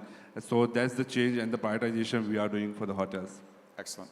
And then Sundar, can you speak a little bit about how you think about the importance of direct bookers for hotels from your perspective? How do you think about direct bookers and the role that plays in the overall distribution plan and strategy for a hotel? I didn't get your question. Direct bookers, so those coming directly to a hotel website to book. How do you think about that for hotels? Yeah, I think that's the only way, but unfortunately there is no awareness. So the corporate hotels has got a team to put everything in place, but there are millions of standalone hotels in India and small-time hotels with an inventory of 20 to 50 rooms, and the owners may not have the idea or awareness about going online. So actually speaking, without the digital presence, you have no existence in the business. That's the trend today. But how are we going to create this awareness? And we are also trying our best to create this awareness, why the hotel should come with an online digital presence. And most of the hotels, they don't own the digital assets. That is also a problem. It has been given to the third party, and what is the security on that? It's a lot of questions. So it is creating awareness to the standalone hoteliers to get into the digital presence, and online presence is the real challenge. But once I run a small hotel with the advantage of technology, and I am able to develop my ARR in a very short time, so which I experienced myself. But I don't know how many hotels can really get into this and use these tools and really make the desired ARR for their property and investment, so that they can really invest better and enhance the property to make a better revenue. So this is a real challenge. I think that Google should really create this awareness. And the other problem here is so the connecting with the Google Ads, which we have to go through a solution. So there is no direct connect to the Google. And some of the solutions which I am aware, which is slightly expensive for a small-time hotelier. So yeah, it is expensive. So how the small hoteliers are going to absorb this? Because many of the hotels in India have been constructed as an investment point of view. not maybe I don't know the percentage, but the very less percentage is hoteliers investing on hotels to sell hospitality is very less. But you have surplus money and then people invest in hotels. And how to make them understand about this online presence or to spend this money to get them onto digital presence, that's a real challenge. So Google should really come out with a simple solution how hotels can connect with the free booking listing directly. And that is one. And the other fact, probably I can mention it here, there are some problems with the Google profile. So now, after listening to these presentations, every hotelier would have realized how important to have a business profile for their hotel in the Google and in the Google map. But now, off late, there is a problem happening in the market. It has been hacked. With a simple tools, or people who are managing the profile is not having enough awareness about the sensitivity of holding the ownership. So lot of hotels in our association, we came across a lot of complaints that their Google business profile has been hacked, and then they created a fake website in the name of the hotel, and they started collecting money. Even big hotels had such problems. Even last week I had a case which I escalated to Deepak on my personal level, and that has been sorted out. But by the time 1 week, 10 days, so a lot of money goes to this. So I think that the Google should work on this, how that you can have a security for this Google business profiles. Maybe, I don't know, you are the best person to do that, but maybe linked with the owner's Aadhaar or something like that. Now with a simple OTP, somebody calls and asks for the OTP with the front office person, or somebody unknowingly give this OTP, that entire business profile ownership is getting changed. And to claim it back, it is a long process, and Google will send a postcard to the hotel, and the postcard has to reach the hotel, and with that code only they can claim the thing. But by the time the hackers make the money, and a lot of clients in our member hotels, a lot of clients came to the reception with the booking confirmation, with the payment confirmation. So unfortunately, those hotel owners or the management has to honor all the bookings for which they have not collected the money. So I think the Google, there was an article also recently in the public domain. So I think Google should really help the hoteliers how to secure their business profile in a simple way, at the same time more secured way. So no, that's great. Well, thanks for pointing it out. Obviously, it's a big area. To add, go ahead. To this particular point. See, he was humble enough to say a little expensive. I smiled and I said it's very expensive. So the point being that at the end of the day, any successful business that you see, whether it's hotels or it's barring FMCG, your marketing percent is anything from a 3 to a 5% to the top lines. Now, over the period of time, digital has taken a step higher than the offline mediums of marketing for the right reasons.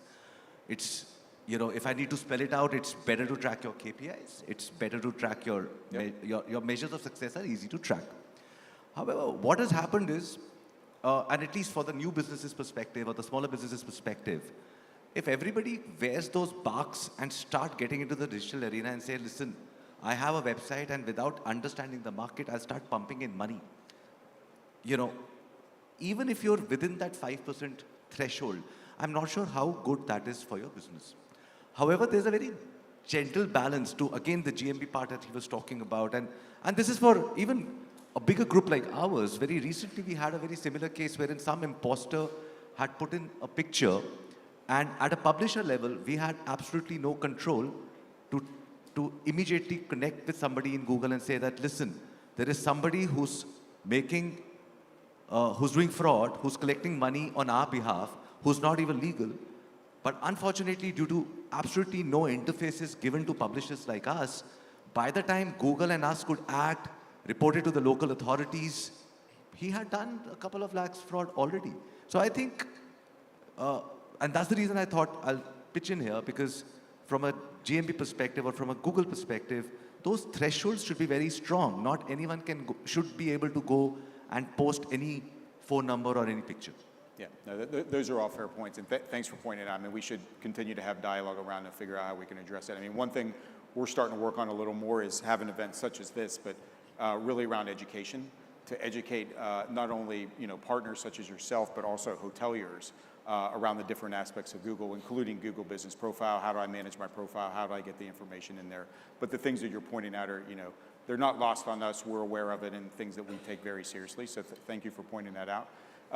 One thing I'd like to add is, Pradeep, all the things that we're going through here, from technology stack and decisions, all the different marketing elements, all the different things that we went through from a Google standpoint, and you layer on all these elements. If you were to give hoteliers kind of one piece of advice on where to focus their efforts, because they can't do everything. So any thoughts on what you would recommend where they focus? Actually, see, we started with doing SEO. Then this cost per click came. Then now we have pay per conversion model. We have free booking links. It can't get better. I think every hotelier should promote themselves on this free booking link. It can't get better. So if you know how tough it was to do an SEO and bring the website on the top of the on the first 10 page links, in fact. So I can't imagine any downside of free booking link. It's on the way, all positives to, so I recommend all the hoteliers to promote themselves on Google Hotel Ads, free booking links, in fact. Excellent, excellent. Go ahead. If I can add, so what Sundar was saying about awareness, so I think if we look at the whole hospitality, there is a small and medium-sized hotelier segment, independently run and owned and managed. And then there are brands like Oberoi and groups and internationals and national level chains who have resources, investments, teams who understand the technology, using the Google and everything. But I really resonate to what Sundar says, that to the large funnel, large pyramid part of the hoteliers who really is not sure how to use this technology, right, in the be it a Google or be it any other OTAs, or how they can really put their presence online and attract the guest, right, attention, and really get the bookings. For the free booking link itself, if I talk about one of the hotelier, our customer, Capegoa, right, has been generating a lot of bookings, right, and actually saving a lot of commission money in it. So getting a direct booker, I think it's a no-brainer. Which hotelier would not want to have, right? Everyone would want to have. But getting it there is a difficult, and a lot of education and awareness is needed. And I think Google, being on the forefront of this, can really play a vital role in creating that education and awareness over to the hoteliers. That can really helpful.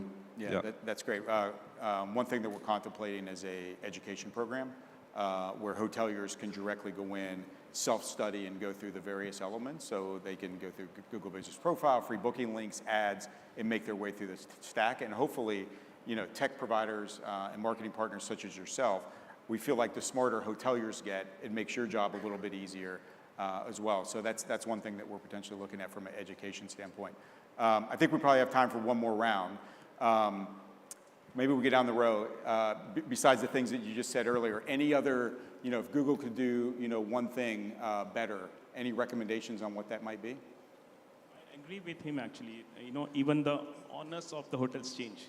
So to get the ownership back of the business listing is a very important aspect for free booking link. That is the base. So to get that ownership back should be faster and it should be accurate. Excellent. So sometimes the hotel give the management to some other company. There are many companies, in fact. And when they, so it becomes very difficult.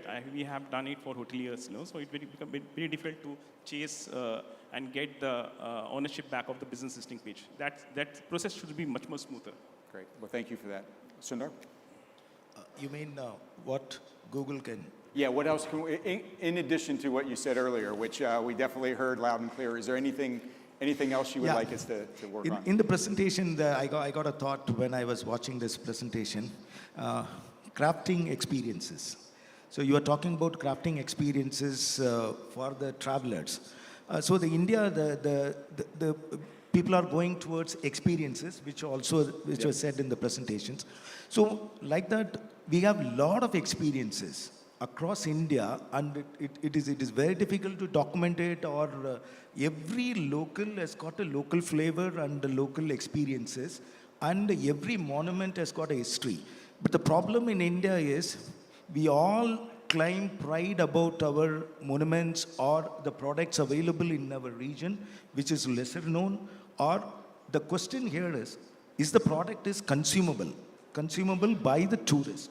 Unless and until the product is consumable, there is no point in claiming the pride. So I can, because I know we have a lot of products in South India, in Tamil Nadu, but unfortunately, many of the products are not consumable.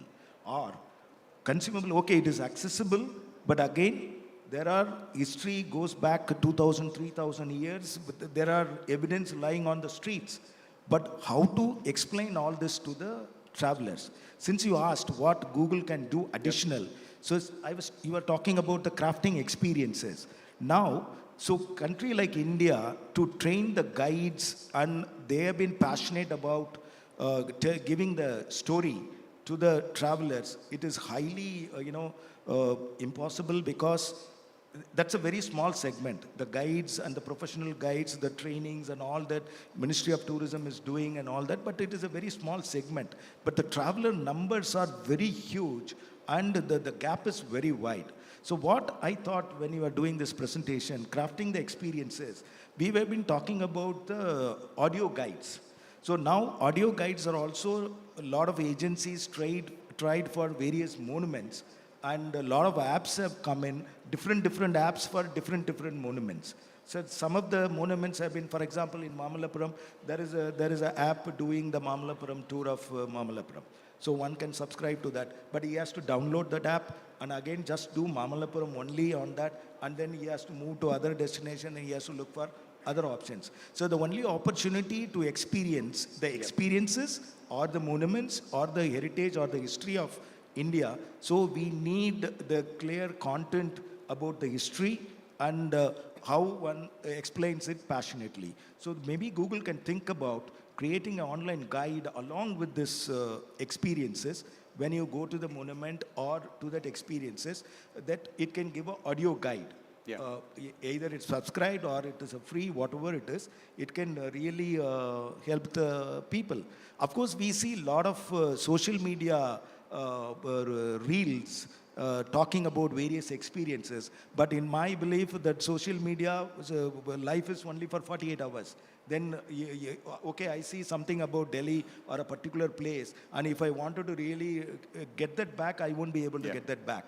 So Google is a platform widely used by every traveler today, and if you can add this as a value addition, as a crafted experiences, that will help the traveler, and India can sell better in various languages to various tourists who cannot really afford to pay the guide fees, which is very expensive in India. Yeah, and we totally agree. I mean, we're still early in the process right now, but we've started to, with our Things to Do experience, we have attractions where you can buy tickets.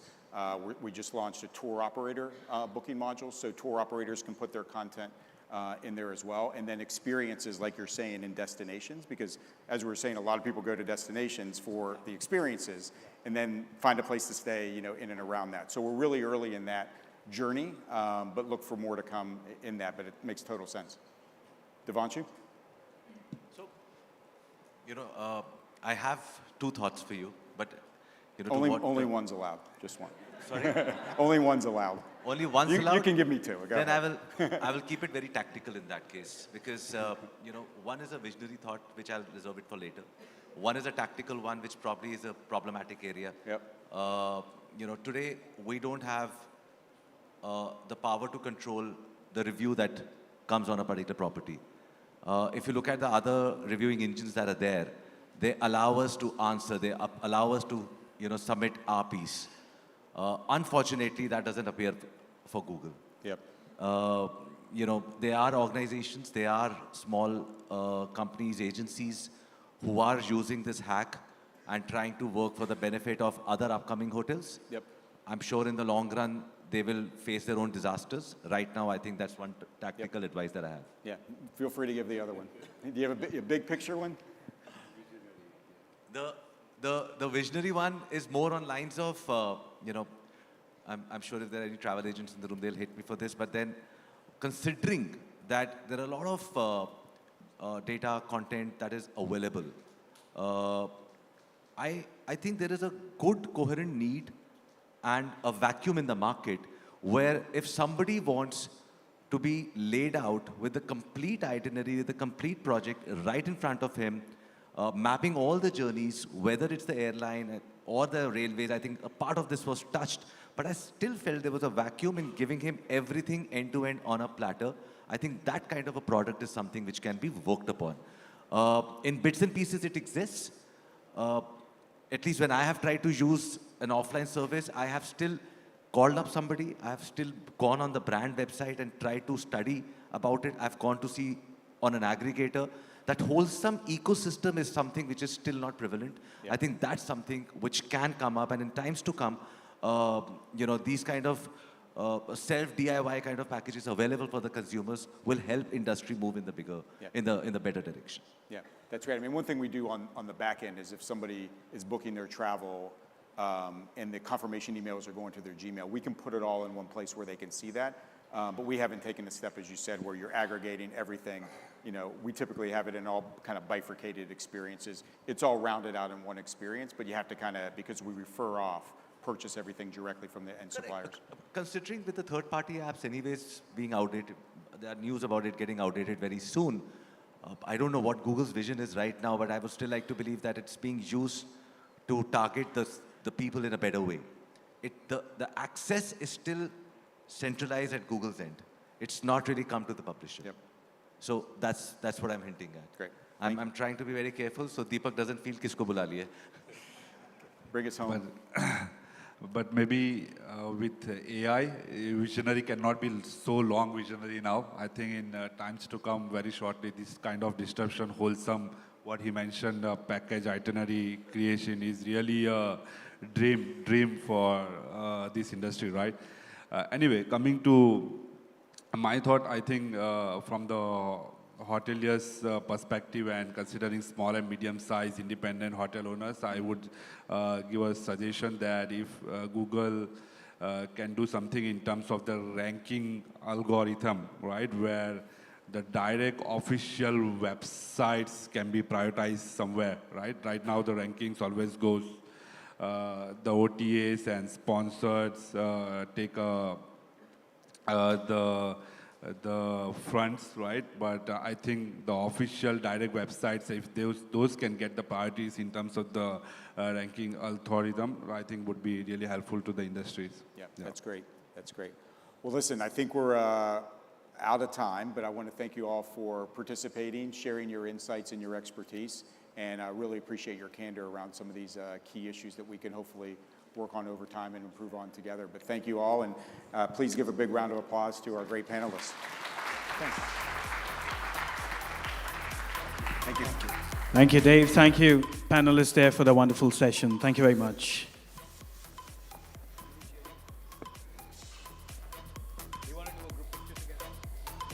Yeah.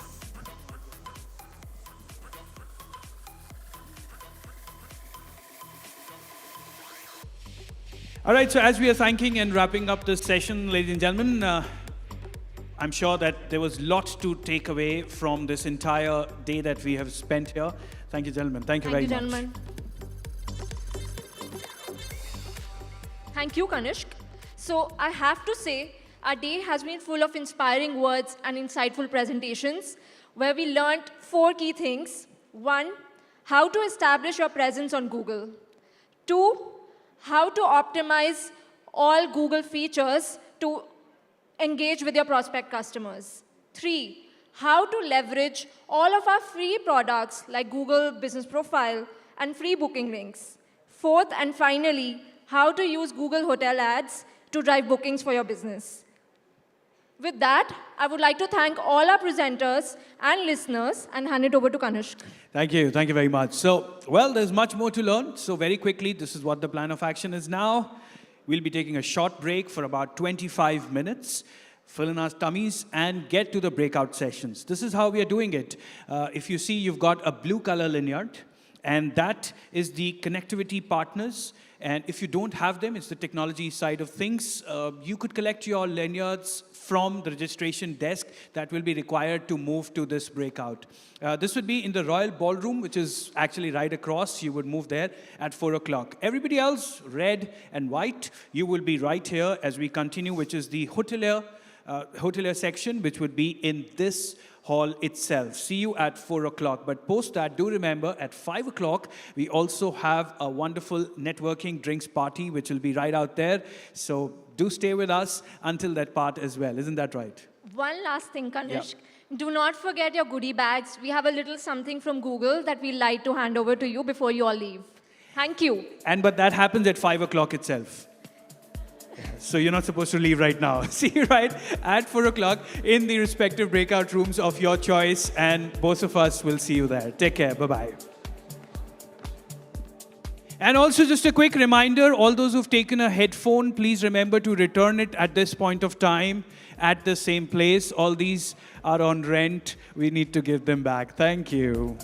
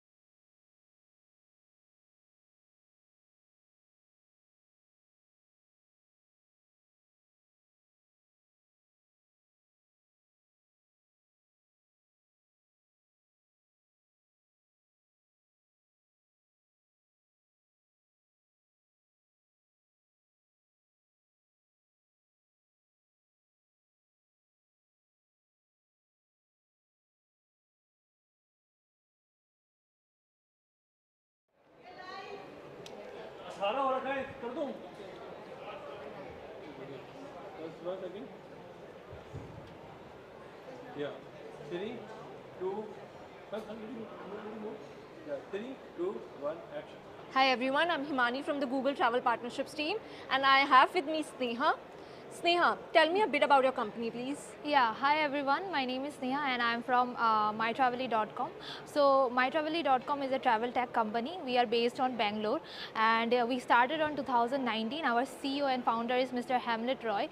And so about our company, we provide simple solution, seamless booking platform to our hotel partners. And yeah, we have some technological things which can provide our hotel partners to have future bookings. They can provide us good Okay, solution. that's great to know, Sneha. 4 years in the business. Yeah. Can you tell me what really differentiates you from other connectivity partners? Yeah, sure. So I will tell you like 3 USB that our company provides. That Okay. is, firstly, we provide FBL, which we are which we all know that free booking link.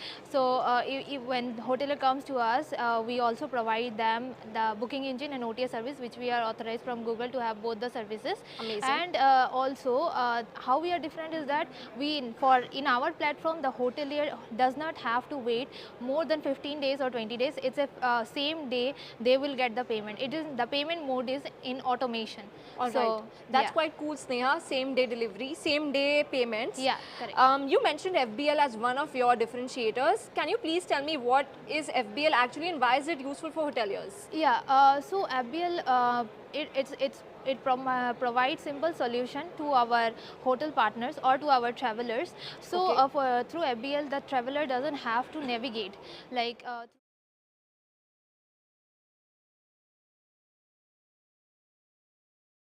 Them totally when the hotelier comes to us, it's a totally free listing.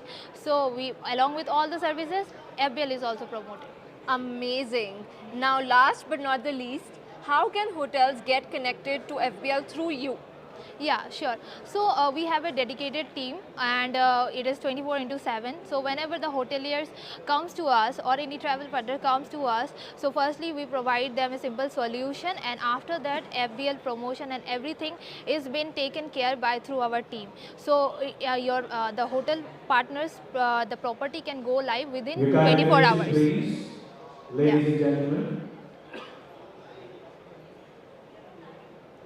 No problem. Sorry about that. Do you want to add something else, Sneha? So lastly, I just want to add that please visit us, come to us, and yes, when you will experience us, you will know the difference. And the simple solution we provide to our hotel partners as well as to our travelers. Sounds simple and exciting. So, sorry about the noise in the backdrop. We are at the first ever Google Hotelier Summit in India. So that was the background noise. If you haven't caught us yet, please go to the Google India YouTube channel and catch us live. Thank you. Thank you, Sneha. Yeah, thank you so much. Yeah.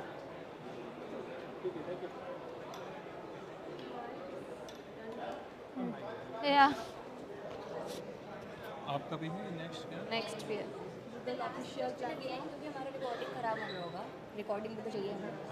Last का question you can do again ना, ठीक है, इसमें noise आ गया था, ठीक है, let's do last question again. You can smile, you can calm down, I'll give you my phone. ठीक है, उसमें आपको लिंक्डइन पे डालना है, we are live करके, please. लास्ट क्वेश्चन रिकॉर्ड कर लेते हैं। I'll take this B. Yes, yes, yes. I did वो not. Last question No problem. Oh, you tried. Yeah, I tried, but then I don't have the link. यार एक काम करो ना, हमें बात सुनो। YouTube I just have one more. You are also there. I think you are next. You both are next. So we should do it now. We can accommodate very quickly. Can we skip the recording for later? Let's do another one. Yeah, ठीक है?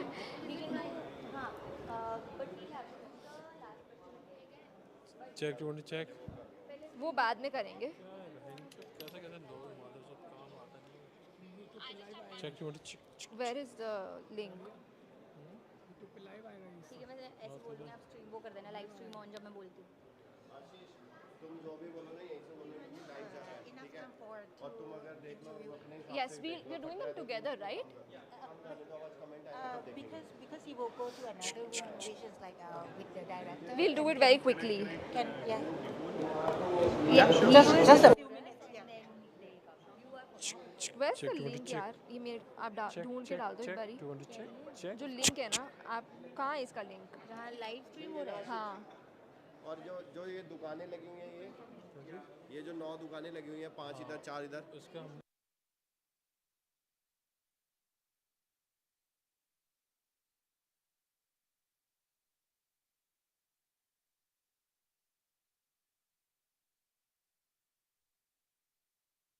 Okay, okay.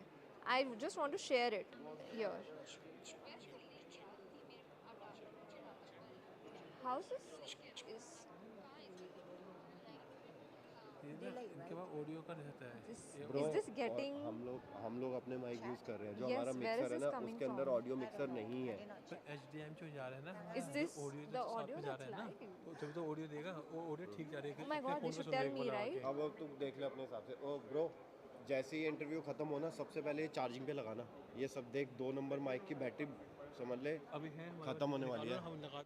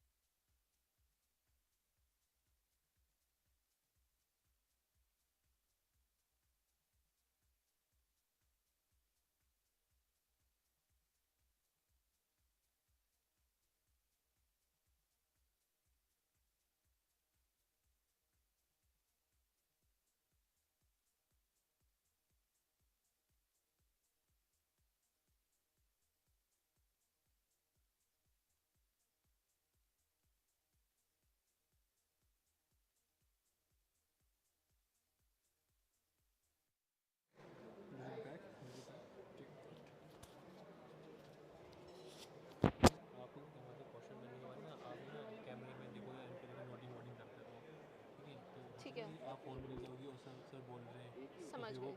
काफी गलत ठीक बात है, ठीक है. आपको अवॉइड करना पड़ेगा फोन में मैं फोन में क्वेश्चन देख रही थी. ठीक है. वो बाद में वो कर लेना या चीट कर Your लेना attention, please, ladies and gentlemen. We will now like to reconvene the remaining part of the summit. Could we please urge you now to kindly proceed towards the Pearl Room if you are willing to attend the Hotelier leg of the breakout. This will be the Hotelier leg of the breakout. If you can hear us, we will request you to start joining in the Pearl Room, which is the main ballroom here, so that we can begin the remaining part of the summit, please. Thank you very much.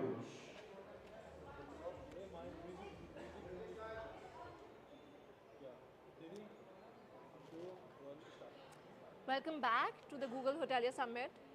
I have with me Mr. Raj Sahu. Mr. Raj, can you tell us a bit about your company? Hi, my name is Raj Sahu. I'm the founder and CEO of syshotel.ai. We are a SaaS-based technology company. We had helped hoteliers to build their booking engine, and with connectivity of Google Hotels, we had leveraged the booking engine in the market. Amazing, amazing. That's great to know, Mr. Raj.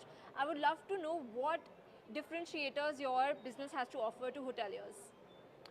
So, before time, the hotelier were not having a platform wherein they can save their customer acquisition cost.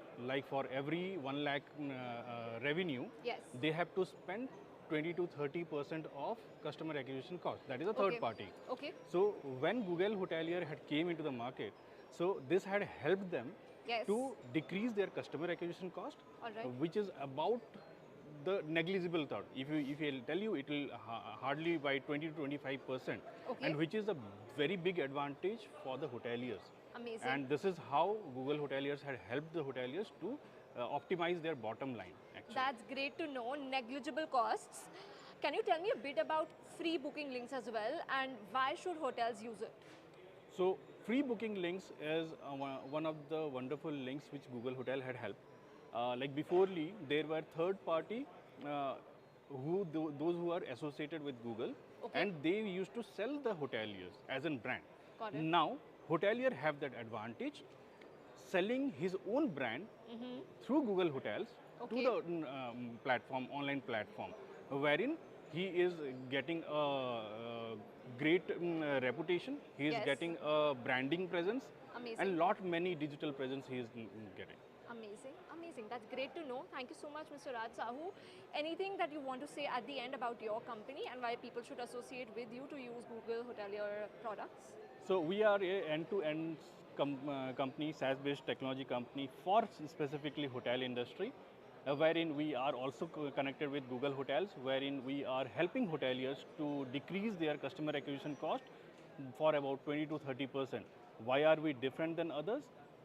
We have a complete single sign-on system wherein you don't have to go to various vendors and work for your own hotel softwares. Great. So for a simple sign-on and negligible costs, you have your person here. Thank you, Mr. Raj. Thank you. Thank you. Thank you.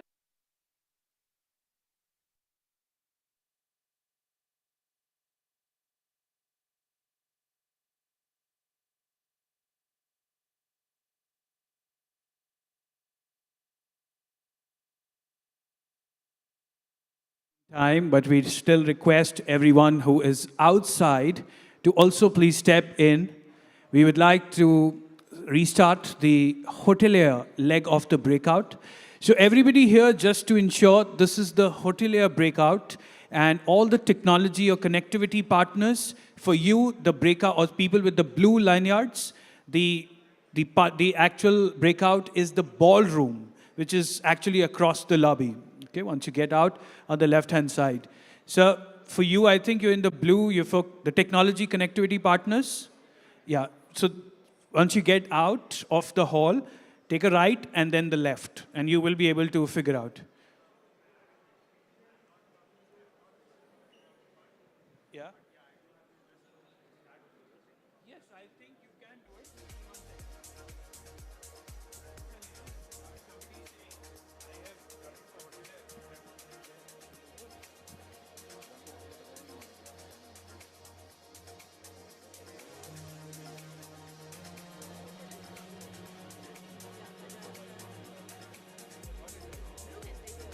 So you'll have to stay here.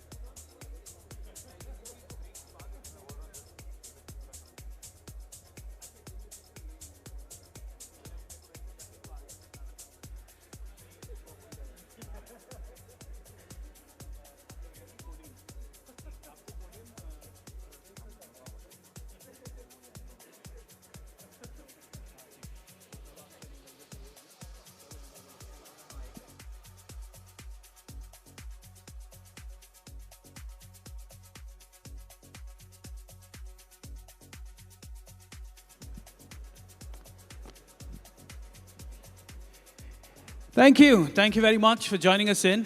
And my friends at the back, gentlemen, give me a wave, sir. Yes, yes, yes, yes, yes. Brilliant, brilliant, brilliant. All of you, would you please get up, sir? So let's get up. Everybody, let's get up, get up, get up, get up. And of course, you know why. Move forward. Come on. You know, we were about 600 people earlier. Now we are reduced to about 300. So let's occupy the front seats. For God's grace, COVID is over. At least I want to believe that. So we can sit together. And any which ways, even if it's not, we have interchanged germs already for so long. So let's be together. Come on. Let's please refrain from sitting at the back. Let's be a little closer. And by the way, this is all free seating, so there are no reservations in the front also. You could be taking up the front chair as well. Oh, you will be treated as a VIP, but not charged extra. Yes, please. Please join in. Thank you. And you know, we are looking forward to have this much more participative, much more interactive. So we want you to also please be an equally contributing partner with us. So please be together with us. Brilliant. I think we're good to go. Deepak, should we start? Yeah, okay. All right, so welcome back, ladies and gentlemen. Thank you very much for joining us in for the second leg in the breakout. We'll take about 45 minutes to about 60 minutes in this session. And this is very relevant from the hotelier's perspective, because this is where we deep dive and take you through the journey of creating your digital presence. So this will be a very relevant session, and we will try to make it as interactive and industry relevant. So let's quickly go ahead and get this started right away in the interest of time. I'm inviting in on stage Googlers, Mr. Deepak and Eugene, to please join us on stage and take this further from here. But meanwhile, to get everyone together, 1, 2, 3. Come on, let's give it up for Deepak and Eugene. Welcome in.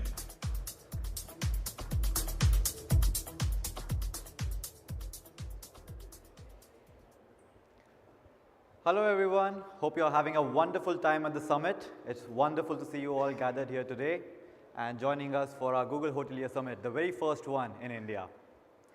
In the last few sessions, you learned a lot about Google travel products, Google Hotels and Vacation Rentals roadmap, and how travelers search for hotels on Google. This session, we will take a deeper look into how you can build your hotel brand's presence on Google, connect with Google to drive direct bookings, and optimize your offerings to derive the maximum value you can from Google. So let's first start with how you can build your brand's presence on Google. The primary tool, and I'm sure you've heard about this before, for this purpose is Google Business Profile. So what is Google Business Profile exactly? Google Business Profile is the tool with which you can make sure users on Google are seeing the most important, most useful, and most accurate information about your hotel on our surfaces. This could be information like phone number, directions, address, operating hours, amenities, photos, and much more that your hotel has to offer. You can also use this tool to interact with customers who have left reviews about their stay experience on Google. And I know we covered this a bit earlier. We'll cover it in more detail in this session. So there are 3 key steps in using your Google Business Profile. The very first step is, of course, signing up, making sure that you've either added your business or are claiming your relevant business profile. Step number 2 is managing your hotel details. That means ensuring your business information is as up to date as possible with all the relevant information that prospective guests would need. And lastly is engaging with your guests. I'll share a lot more on that a bit later. All of these resources are available to you free of charge from Google. So, the very first step is to check if you already have a Google Business Profile account for your hotel. To check this, simply get your phone or laptop and search for your business name on Google Search or on Google Maps. There are 3 possible scenarios that you'll be faced with. Scenario A, which is on this slide, you already have a listing and are fully owning it. In that case, great. Your business profile is already claimed by you. The example on this slide illustrates what a healthy, claimed Google Business Profile looks like. You could be faced with 2 other possibilities. Scenario B, the left-hand side mark. A business profile shows up but is unclaimed. You'll know this is the case if you see the Claim This Business text on the listing. This means that the business profile has been automatically created by Google, and the owner of the business can now claim it. The owner has to simply click on Claim This Business link and follow the subsequent steps. Scenario C, no listing shows up, and that is where you will need to add your business. In this case, you will see a Add Your Business prompt popping up. You can drop your exact Maps pin location for your business, enter your business name, and continue with the next steps of adding your business. If, for some reason, you are unable to drop the pin to your business on our Maps surface, you can also visit our website, www.google.com/business, sign in with the Google account you use for your business listing, and begin creating your business profile. It will prompt you for next steps and help you along the way. Moreover, the Manage Now feature on this website is where all your business details will be available for your future reference. Make sure to create your business profile with accurate details, especially around your hotel name, your address, and all the other relevant information that prospective guests need to directly contact you. Once you have entered your business details, you're on your way to verification. We use the business details you have entered previously to verify that you're indeed the owner of the business. Although there might be a few exceptions, majority of the verifications are pretty quick and can happen over phone. We have also expanded it to text, email, video over and above our usual postcard process. Once you have submitted verification, you'll be prompted to click the Verify Now button, and you can begin with the, and it's pretty much done after that. Your business after a point gets verified. This process of verification for a new listing is the same as when you're claiming an existing business profile on Google. Let me also share a pro tip with you. Our wonderful Maps team has recently launched plus codes for businesses. So what are plus codes? Plus codes are like street addresses for places that don't have one. Instead of addresses with street names and numbers, plus codes are based on latitude and longitude and displayed as numbers and letters. With the plus code, you can help your guests to easily find you and navigate to your hotel. So if your hotel location does not have an accurate street address, you can add a plus code before the street address. It's a short and accurate address code for any location on earth. There are 3 steps that you'll need to follow. Step 1, visit plus.codes/map on either your phone or your computer. Step 2, drop your pin location for your hotel business. You can zoom in, zoom out, and make sure you get the exact point of your business. Step 3, you will get this particular code. Make sure you copy paste that particular code and add it to the start of your street address. You can see in this particular example, we have taken the pin of on Amer Road in Jaipur, and you can see the specific plus code being generated here for that particular location.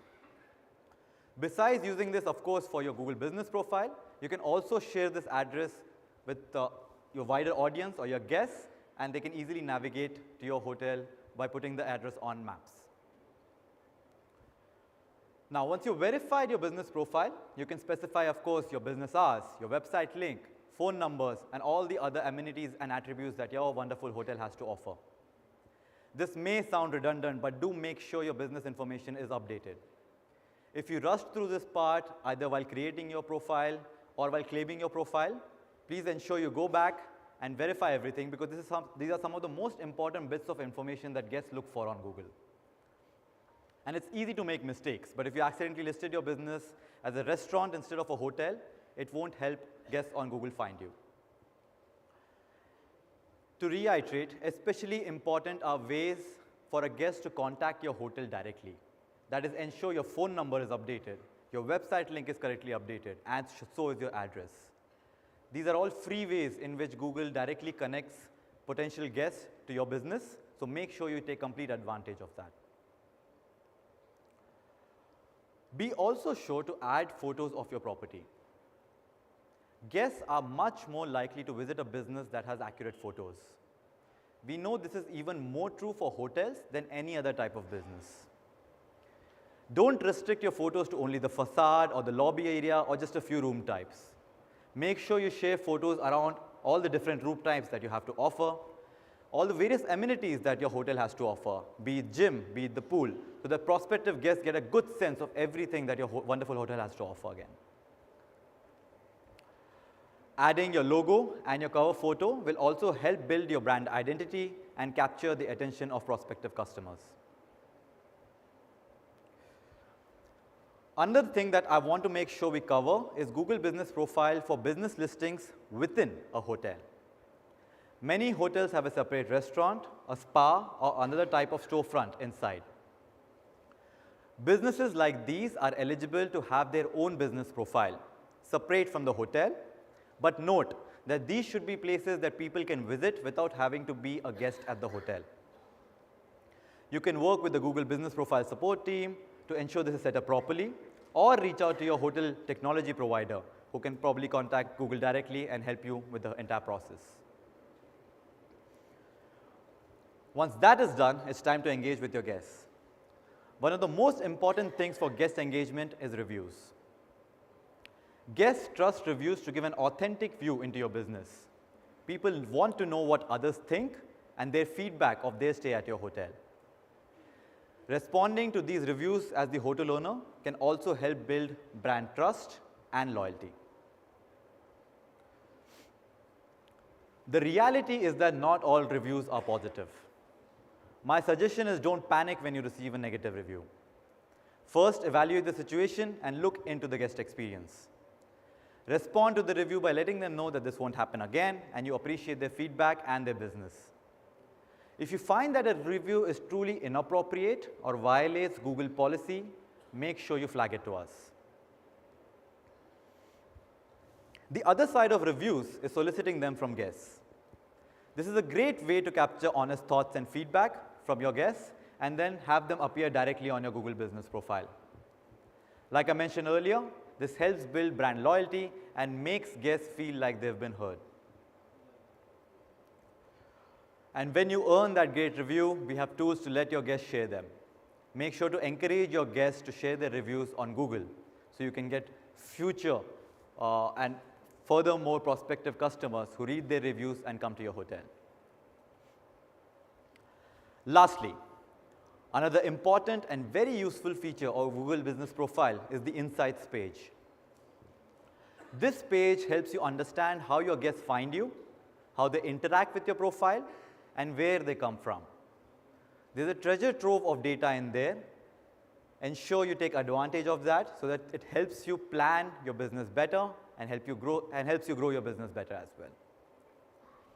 Now, let me pass on to Eugenie, who will take you through a few more tips on how you can enhance your business profile and protect your business profile as well. Thank you.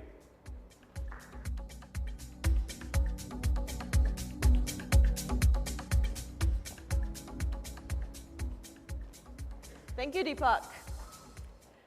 The Google Business Profile is the place where users find out more about your business on Google.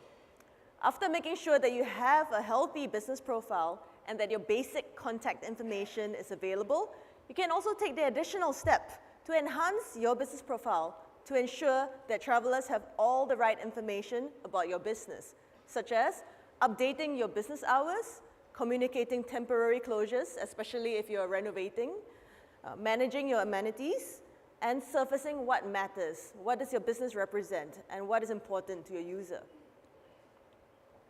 The first thing to be sure of is that you want to take charge of your opening hours and making sure that the opening hours of your hotel and any business within your hotel are accurate. Since COVID, many businesses have amended their operating hours, and some of the places have been closed temporarily for renovation and have now reopened. So please make sure you have the most updated information here for your guests. You also want to be sure that your amenities and business attributes are up to date, such as whether your pool is now open. Does your hotel come with free Wi-Fi? Is there a restaurant in the hotel? Is it vegetarian? Additionally, COVID has also changed the considerations of many guests when booking, especially when it comes to health and safety. So it helps to communicate your cleaning practices so that guests are more reassured of the cleanliness of the hotel and the safety of your hotel when they come to stay. We have introduced new fields to enable hotels to include sustainability attributes, such as energy efficiency, water conservation, and waste management. Also, if you have an eco certification, please go ahead and list it in your business profile because now in Google search, users can actually use a filter for eco-certified hotels and select accordingly. So this way, we aim to help travelers make more sustainable choices when they're traveling. You can also communicate what you stand for through attributes for diversity, equity, and inclusion. Here are some of my friends' businesses where they've identified as women-owned establishments or LGBTQ friendly. For hotels, accessibility attributes are also important, especially when traveling with many family members, such as elderly parents or even your grandparents. So knowing that there's a wheelchair accessible bedroom is also very helpful. So surface what matters. You can proactively highlight flexible booking options, such as free cancellation for the rooms, to help users make choices more confidently. Most importantly, protect your Google business profile. Here are some best practices for you to take control and ownership of your Google business profile. First, especially for chains or you have multiple locations, claim all the locations that you own on Google. Next, be vigilant of scams impersonating Google and asking you for login information or PINs. Google will never request for ownership rights. Google will never request for your PIN or login information. If you face any issues, reach out to our Google Business Profile support channel immediately. This is by way of the support website, support.google.com/business/gethelp. There is a contact us form, and you can put in all the information about your issue there, and they will get back to you through a ticket. And if you haven't heard from them, just follow up and try to get them to reply. And finally, follow the best security practices to stay safe online. This is everything about strengthening the security of your Google account, using strong passwords, and keeping your devices secure. One key way to protect your Google Business Profile is to use two-step verification to protect yourself against hackers. So you can go ahead and click through to this safety.google/security website to be able to find out more about security tips to protect your Google Business Profiles. So now that we've shown you how to build your presence on Google through managing your Google Business Profile, I'd like to hand you over to our product manager, Arvind, to talk about how to get connected to Google for free booking links. Thank you.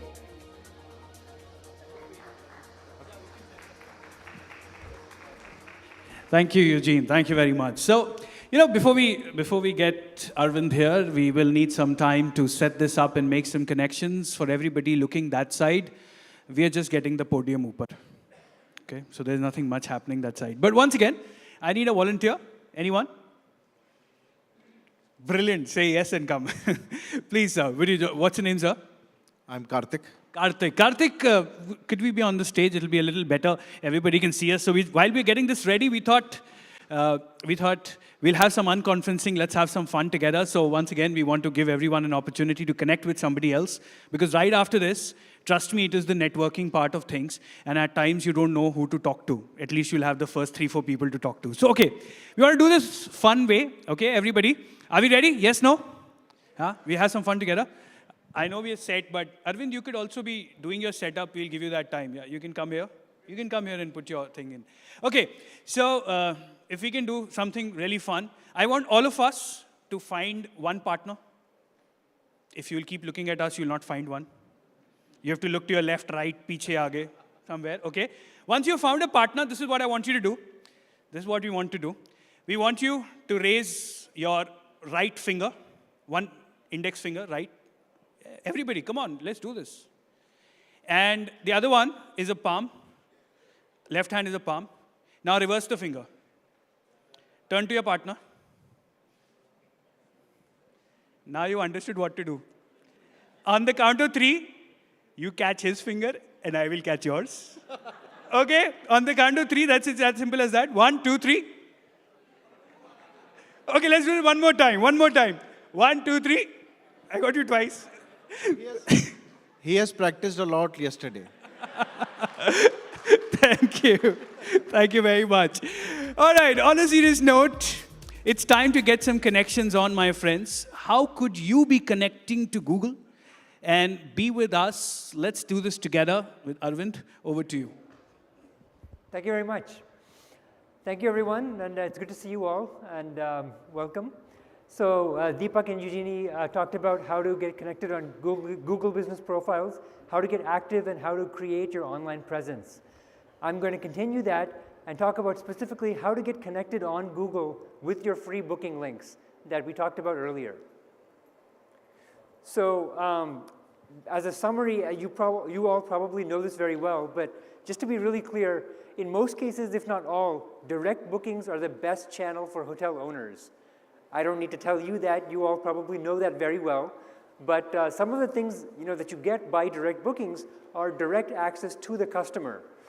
They minimize commissions and transaction fees that you may have to pay to OTAs and meta search engines. And they also help you create opportunities for upsells and relationships that you form with customers. So as a small example, a little personal story, last year I was visiting India, and I was particularly with some colleagues. We had gone to Haridwar, and so we found a really fantastic property. A colleague made the booking there. I also made a booking. My colleague got a really nice room. They were really happy with the place. I got also a very nice room, but I also got an offer to upgrade to essentially a room on a higher level. I had a wonderful view of the Ganga River. I had free breakfast included. Can you guess which of us made the direct booking? Right? So it just shows you there's an example for upsells and relationships with customers when you have that direct booking opportunity. So the nature of the hotel ecosystem is that a lot of participants want customers to use their platform because their platform essentially lets the platform attribute marketing dollars or commissions because that's how the platform is built. But the interesting thing about Google, what's unique about Google, is that we enable and promote direct booking pathways to you as hoteliers. So look at this page for a hotel. All these boxes that you see in red, website, directions, call, these are all essentially free paths to connect directly with the hotel. We don't charge to be listed. We don't charge to have these direct paths to reach the hotel on here. So just to double down and just to be really clear, attributions, essentially referrals that you get through these links may not even be attributed through Google. Somebody may search for your hotel, they see a call button, they click on that, and they reach you through the phone. You may not even realize that that referral, that link, came to you through Google, but people are finding you through Google.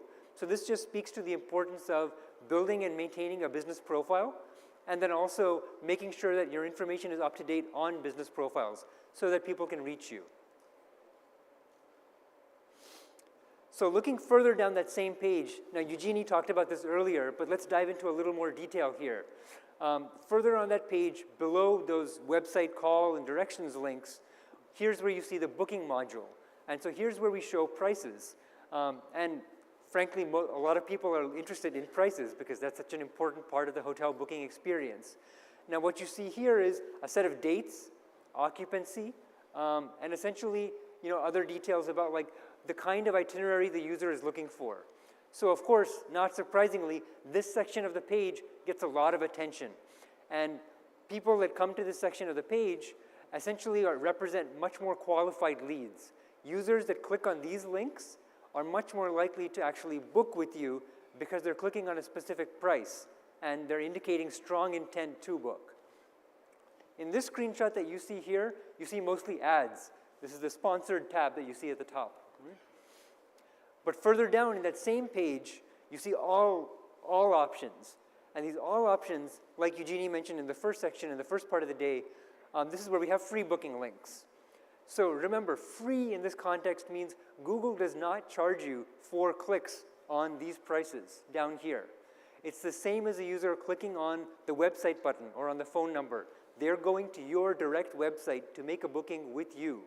And I'm saying this again and again because it's really important to emphasize. This is a free link for you. Your price gets to show up and it leads to essentially a direct booking with you. So if your customers If you or your customers are not showing up in free booking links, you're losing out. It's a missed opportunity.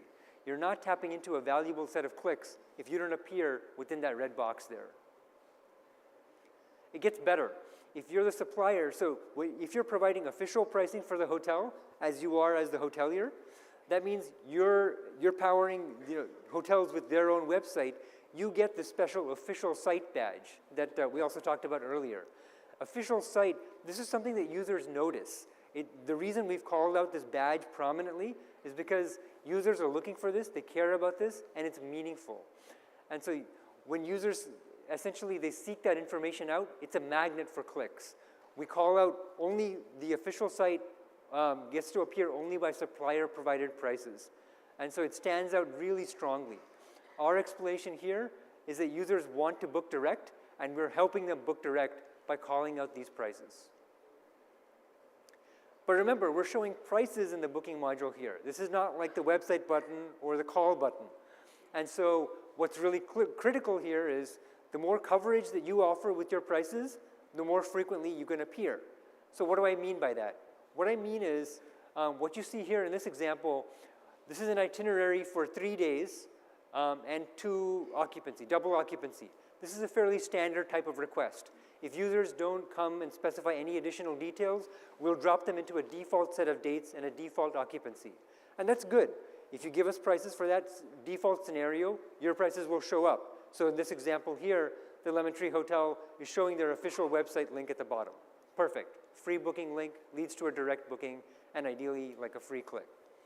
Now, what if the user were to type in, and change the details on the page here? What if they said, actually, the default was double occupancy, but they're traveling with a family. They're a family of 4. And so if they change their occupancy to 4, well now, if the hotel has not given us prices for this 4 occupancy, the prices are not going to show up in the booking module. And so you're missing out again, another missed opportunity. So when I say coverage is important, what I mean is providing us prices for various dates, various lengths of stay to increase your overall coverage. That ensures essentially the best chance that you have to appear with your direct prices more often to users. So to take a step back, our goal is to make users happy. And the way we do that in the hotel search context is to show accurate prices for as many scenarios as possible with these various coverage parameters. So just to rehash an earlier slide from before, how do you get started on direct free booking links? So if you don't see an official site badge, you should contact your connectivity partner. And you can do that at the website listed here, travel.google/partners/hotels. You can see all different partners that we're working with. If your partner is listed, reach out and ask them to connect you to hotel free booking links, and make sure that you're getting kind of a good set of coverage. We have a lot of partners here, a lot of them in India. If you don't have a coverage partner, and let's say you're not able to use one or you don't want to use one, there is another way you can connect directly with Google, and I'll talk more about that in a little bit, and that's basically using our rates on Google Business Profile feature. So we'll talk more about that coming up. To provide better accurate prices, I also want to talk about the importance of the choice of technology to provide connectivity to us. The ARI connection method, which stands for Availability, Rates, and Inventory, is the best method to provide us rates through a direct connect. And why do I say that? Well, so there are two essential options. I'm not reading everything on the page here. You can do that. But the 2 essential options to provide us direct connect prices are providing us a matrix of prices, either for every date, for every length of stay combination, you can provide us a price. And that's great. That can ensure that you appear. But that also means you have to ensure that those prices are maintained and up to date and accurate. ARI is a set of rules where you can essentially specify what is your pricing like using much more compact set of rules that saves bandwidth from servers on your end or your connectivity partner's end, and it also helps ensure accuracy and more coverage. So for example, let's say your price is 3,000 rupees, 3,000 rupees every weekday for the entire month of April. You can specify that in one compact rule rather than telling us for every single day, April 1st, 2nd, 3rd, 3,000 rupees. Right? So it's a much more compact way of sending us information. Because it's so efficient, you can send all of these edge cases to Google and you can essentially improve your chances of appearing with a good set of rates and availability. And the interesting thing here is when you provide those additional sets of rates for that additional coverage, you can essentially, allow for scenarios where users are looking for more rates. One of the things we've noticed is when users come in and interact with that booking module, when they change dates, when they change their occupancy, they are 5 times more likely to click through and then make a booking. When I say 5 times more likely, that also means the typical average booking that they make tends to be for a 5-night stay. Now, 5-night stay, that means you're essentially, like if our default is a 1-night stay, by looking at this non-default scenario, you're essentially multiplying 5x the booking value that you will be receiving. So it's super critical to try and send us rates through this ARI method, ensuring your greater coverage. So let's say you're looking for a partner, you have rates, you have availability, you're trying to send those to Google. How do you do that? So let's say you want to connect with a partner, you're looking at the website that I mentioned before, you have all these partners to choose from. Well, the next set of things to do is look for specific considerations, parameters for a connectivity partner. So there are 4 things to call out here: technology, flexibility, transparency, and pricing. So go into each of these in a little bit of detail. So first of all, technology. Essentially, this is an opportunity for you to interview your connectivity provider. You want to make sure that they're providing you a good set of options that fits for your business. So related to technology, what kind of technology do they offer? Do they offer a booking engine? Do they offer a channel manager? Do they have other capabilities like revenue management? Do they offer ads management? And then secondly, it's important to understand what type of connectivity options they offer. Do they offer ARI, like I mentioned, because that's a fantastic option? Or do they offer more of the raw matrix type option? That's also a good option. What is the speed, time to connect? How quickly can you get live and going? That's very important. And another technology consideration is efficiency. You want to make sure that your website is not going to go down, your prices are not going to go down. So make sure that you're satisfied with your provider's uptime and their SLAs, their ability to service any technology problems you might be having. On the flexibility side, what type of product do they offer you? Is it a bundle? Do you have to essentially, sign up for multiple services? And maybe that works for you, but maybe you want something more modular. So it's good to understand what those capabilities are. What platforms is your provider connected to? Google, hopefully, but then maybe other meta search engines, other OTAs. It's good to have options. What kind of service do they provide? Tiers of service, standard or premium. And then pricing, of course, which is very important. Is this a pricing level that works for you? Is it tiered? Is it mark to market? Is it flexible enough for your business? Then beyond technology and flexibility, transparency and pricing are also important considerations. So on the transparency side, ask your partners if they provide detailed reporting to you. That reporting can include things like impressions, how many users are looking at your property, clicks, how many people are actually clicking on the prices that you provide, reporting on ads details versus free booking links, all those kinds of parameters. You want the most information that you can get. Reporting is super important, as of course I'm sure you know. Updates, you want to make sure you're getting regular updates about changes they make to their product. And you also want to make sure that they're communicating with you well. Ideally, they should be reaching out to you with updates on their end as opposed to you having to constantly poll your partner. And then from a pricing standpoint, how competitively is your partner priced versus other channels? What kind of return investment are you going to be getting? And then what other players are out there? And what kind of payment cycles do you have? How flexible is that and how does that work for you? So these are some examples of different questions you can ask your connectivity partner, your potential partner. Make sure that you're finding a good fit. There are many options out there, many partners, many who would be gladly willing to work with the kind of business model that you have that works for you. And then just one more note on reporting and free booking links. Within Google Business Profiles, you can get additional detail on reporting for free booking links specifically. So you can see, for example, how many clicks were you getting on your free booking link. And then Laura had mentioned this earlier in the session, but once let's say you're fully connected, your rates are being offered on Google through free booking links, that's an opportunity to upsell, and that's an opportunity to participate in ads. So don't forget that option as well. So now let me get back to the other option. Let's say you don't have the ability to work with a connectivity partner, or you're not able to. Well, in that case, you still have the option to provide us rates to appear in free booking links. And you can do that through your Google Business Profile. This is through a new feature that we call Rates on Google Business Profiles. And the idea here is you can search for your property, pull up your Google Business Profile, and essentially use that to manage your, add and manage your direct rates.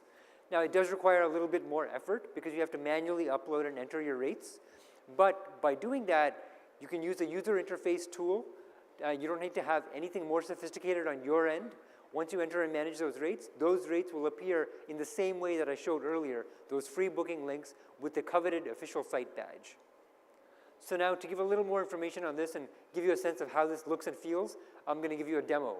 Now, fingers crossed, let's see if the live demo works.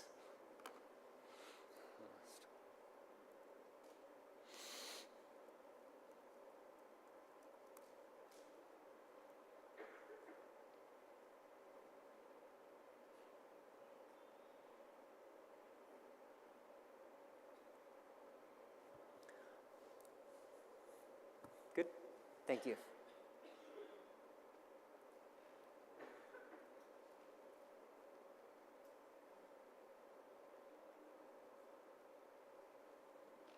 Great. So you can see here, this is a test hotel, so don't try looking for this actual place. Don't visit this. So imagine you have a hotel here. This is called the Hotel Experience Kolkata. So this is in Kolkata. Now, when you log in to your business profile, the way you pull up this information, how do you visit your business profile? You can either search for your business profile, put in the name of your hotel into Google search, and if you are logged in as the owner of this profile, you will see this special treatment. So above all of the search results, you will see what we call the merchant panel here. Essentially a special set of controls just for you as the owner of this listing. You will know that you're the owner because you'll see the special badge here that says you manage this business profile. Let me see if I can make this a little bit bigger. Okay. So you'll see the special badge that says you manage this profile. And then you see a set of controls here. So these controls let you make changes to your profile. So what I just mentioned, rates on Google Business Profile, how do you access that? Well, you use this button here, Edit Rates. So now if you are a hotel and essentially you are eligible for this feature, you will see this button show up. So once you click on Edit Rates, we will bring you through a special flow. So actually, let me make a quick change here.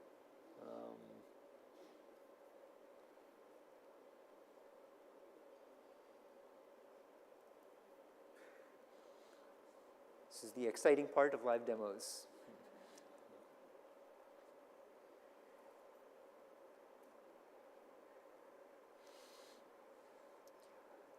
Okay, so you bring up your business profile, and then you click on Edit Rates for the first time.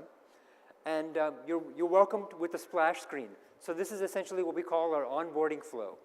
So we tell you, add your room rates and availability, and we'll handle the rest. We'll give you some information about the benefits of adding your room and rates and availability this way. And then you essentially follow, it's a little bit like a wizard. You follow the guided steps here. So you say, get started. The next screen tells you, would you like to try the beta version? This is still an early product. You can all use it. You're all eligible. But you will see this set of kind of terms and conditions here. So make sure you just read that and understand what you're getting into. Some things that we call out here is what you can offer, what you can describe with us. This is essentially rates on Google Business Profiles is kind of a light version of the way to send us rates. If you were using a connectivity partner sending us rates through ARI that I mentioned earlier, you can send us rates for multiple rooms, multiple dimensions. With the UI that we've built up here, this is kind of a scaled down, simpler version. So with the simpler version, you can send us rates for one nightly room rate, double occupancy, taxes and fees, and specify a minimum length of stay. But you can't yet specify things like multiple rates for different rooms. We're also working on a feature for multi-night discounts. It's not live yet, but it will be very shortly. So once you read this and say next, then you'll get to a screen that says, tell us about your booking page. How do people book with you? The way right now that we offer this tool, your hotel needs to be bookable online. What that means is when we direct users to book to your page to book with you, you need to be able to take an online booking. We're working on expanding the feature to hotels, to yourselves, that are not able to take online bookings yet. We're not quite there yet. So right now you do need to be able to take online bookings. We will try and detect the booking engine that you are using because we may have information about your hotel. So as you can see here, it says fake IBE. You'll see a real one. If that works for you, say next. If not, then you can say, no, that's not the right information for me. And you go to the next page, and you specify what is your booking page URL. So you type in the appropriate URL here. For the sake of this demo, I'm going to say, yes, this is the correct booking engine. And then we say, okay, let's get you set up. This is a short process. There are going to be 3 steps here. First, you add your first rate. Then you tell us about taxes and fees. And then you review. And then you get started. So let's go ahead. Let's add our first rate. So this is essentially kind of a bulk edit flow through this user interface. So adding your first nightly base rate. Select your start and end date. So let's say, start with today. Our end date, let's just enter a date for 2 days for right now. We'll say okay. So you can see here, we can choose what days we want to apply these rates to. And then we enter our base rate. So let's say the base rate on a daily basis is going to be 3,000 rupees. And then we can also enter a minimum stay. So maybe it's peak travel season and it's December, it's the cooler weather, and you want to make sure that you're managing to manage your property appropriately. So you could say people need to stay for at least 2 nights or at least 3 nights. So you can enter that information into the box here. I'm going to keep this as 1 night for now. So I say next. And then we ask you if there's any VAT or GST included. So for example, for this 3,000 base rate that I mentioned, is there any VAT that's included? Let's say yes, there's a 10% VAT, and that's already represented in the rate. So then we say next. Are there any additional taxes and fees? Because we want to make sure that the price that's shown to users is the total price. We want users to understand when they come to Google, what is the total price I'm going to pay when I get to the property? So even if there are additional taxes and fees to pay on site at the property, maybe not at the time of booking, we ask that you send that information to us too, so we can give a good set of expectations to the end user. So for example, there are a number of different types of taxes and fees you can specify here. Let's say there is an extra city tax. We give you a different number of dimensions by which you can specify this tax. You can say it's either a percentage or it's a fixed amount. Let's say this is a fixed amount tax and there is a 100 rupee fee, and then you can specify the period for this. Is this fee applied per stay or is it nightly? Let's say it's applied per stay. Then we can also say, is it applied per room or per person? Let's say it's applied per person. And then if you want, you can also add additional taxes and fees. Again, whatever you can do to provide a complete set of tax and fee information for a total price. So then next, now you get to this final review screen. We give you a summary and we say, here is all the information you've given us, the dates you specified, the rates you specified, the VAT, the taxes and fees, etc. So just a chance to confirm everything is here. And then you say, once it's good to go ahead. So I'm not going to actually submit this yet. Instead, we'll jump over to the next screen. Once you do submit that, you're presented with this rate calendar. The rate calendar is the main interface for rates on Google Business Profiles. When you get to the rate calendar, there are a few things to call out here. First, we have a set of important numbers, metrics or KPIs, key performance indicators we call out at the top. Some of the things we call out are, what is the next date in your calendar that has no rate? So maybe you've entered rates for a bunch of dates, but we make it easy for you to find out when is the next date in your calendar that does not have a rate. So in this case, it's August 1st. Then you can see out of the next year, what is your rate coverage? So how many days for the next year have you given us a rate for? In this example, we've entered rates for 43% of the next year. So this gives you a sense of, like, if users are looking for dates that are further out, you may not have given us prices for that yet. The goal here, of course, is 100%. So we're trying to make it easy to get to 100%. And then finally, clicks. So these are measuring the number of clicks on your free booking links. So the way this will show up to end users is with that official site badge with your price. How many times are users clicking on that price with that official site badge? That's the number we'll tell you in that clicks number on the top right. And then you can see in the calendar here itself, you can see the rates that have been entered through that interface that I just used earlier. So for example, you could see for the 30th, it's 3,000 rupees, it's a double occupancy. Now, in addition to that bulk edit screen, we've also given you the ability to make inline changes on the calendar itself. So let's say, for example, 29th, there's a discounted fee. 100 rupees is probably like an extreme discount. But let's say people have snapped up that discount and it's no longer available. You can quickly go in and with a couple of clicks, you can say edit, and then I'm closed on this day. I'm no longer available. So save that, and then you'll see the status is changed to closed. So that's a quick way to tell us that you're sold out on that day and will no longer serve your rate to users. We're trying to make it as easy as possible for you to come in and provide us accurate and updated information. Now let's say, for example, for the weekend, 5,000 rupees is your price. But it turns out that you're getting a lot of demand and you actually want to enter a minimum stay restriction. So you can go in, do an edit here, and you can say my minimum stay is actually going to be 2 nights. So you save that, and then we'll give you a special indicator here, an icon that says you have to stay for at least 2 nights if you check in on this date. So like this, you can go forward in the calendar and you can see additional dates that you've entered. So the next time you come in to manage your rates, and you click on the Edit Rates button from the main screen, you'll end up straight on this calendar. Now, you can make changes to some of the things we entered during the onboarding flow here itself. You go into the special Rate Settings button. Rate Settings lets you set minimum stays in bulk. Maybe for the entire month of June, you have a minimum 3-night stay. You can go here and you can specify that information. You can also enter additional taxes and fees. We entered 10% VAT earlier. Maybe there are other fees you want to tell us about. You can do that here through taxes and fees. And then you can also change your booking page. We said, yes, this fake IBE, this was the booking engine, but maybe your booking engine has changed. So you can go in and you can change the information here. So this is all essentially how to use the rate calendar. Once you enter all this information, we'll process it, and then your prices are going to show up to end users.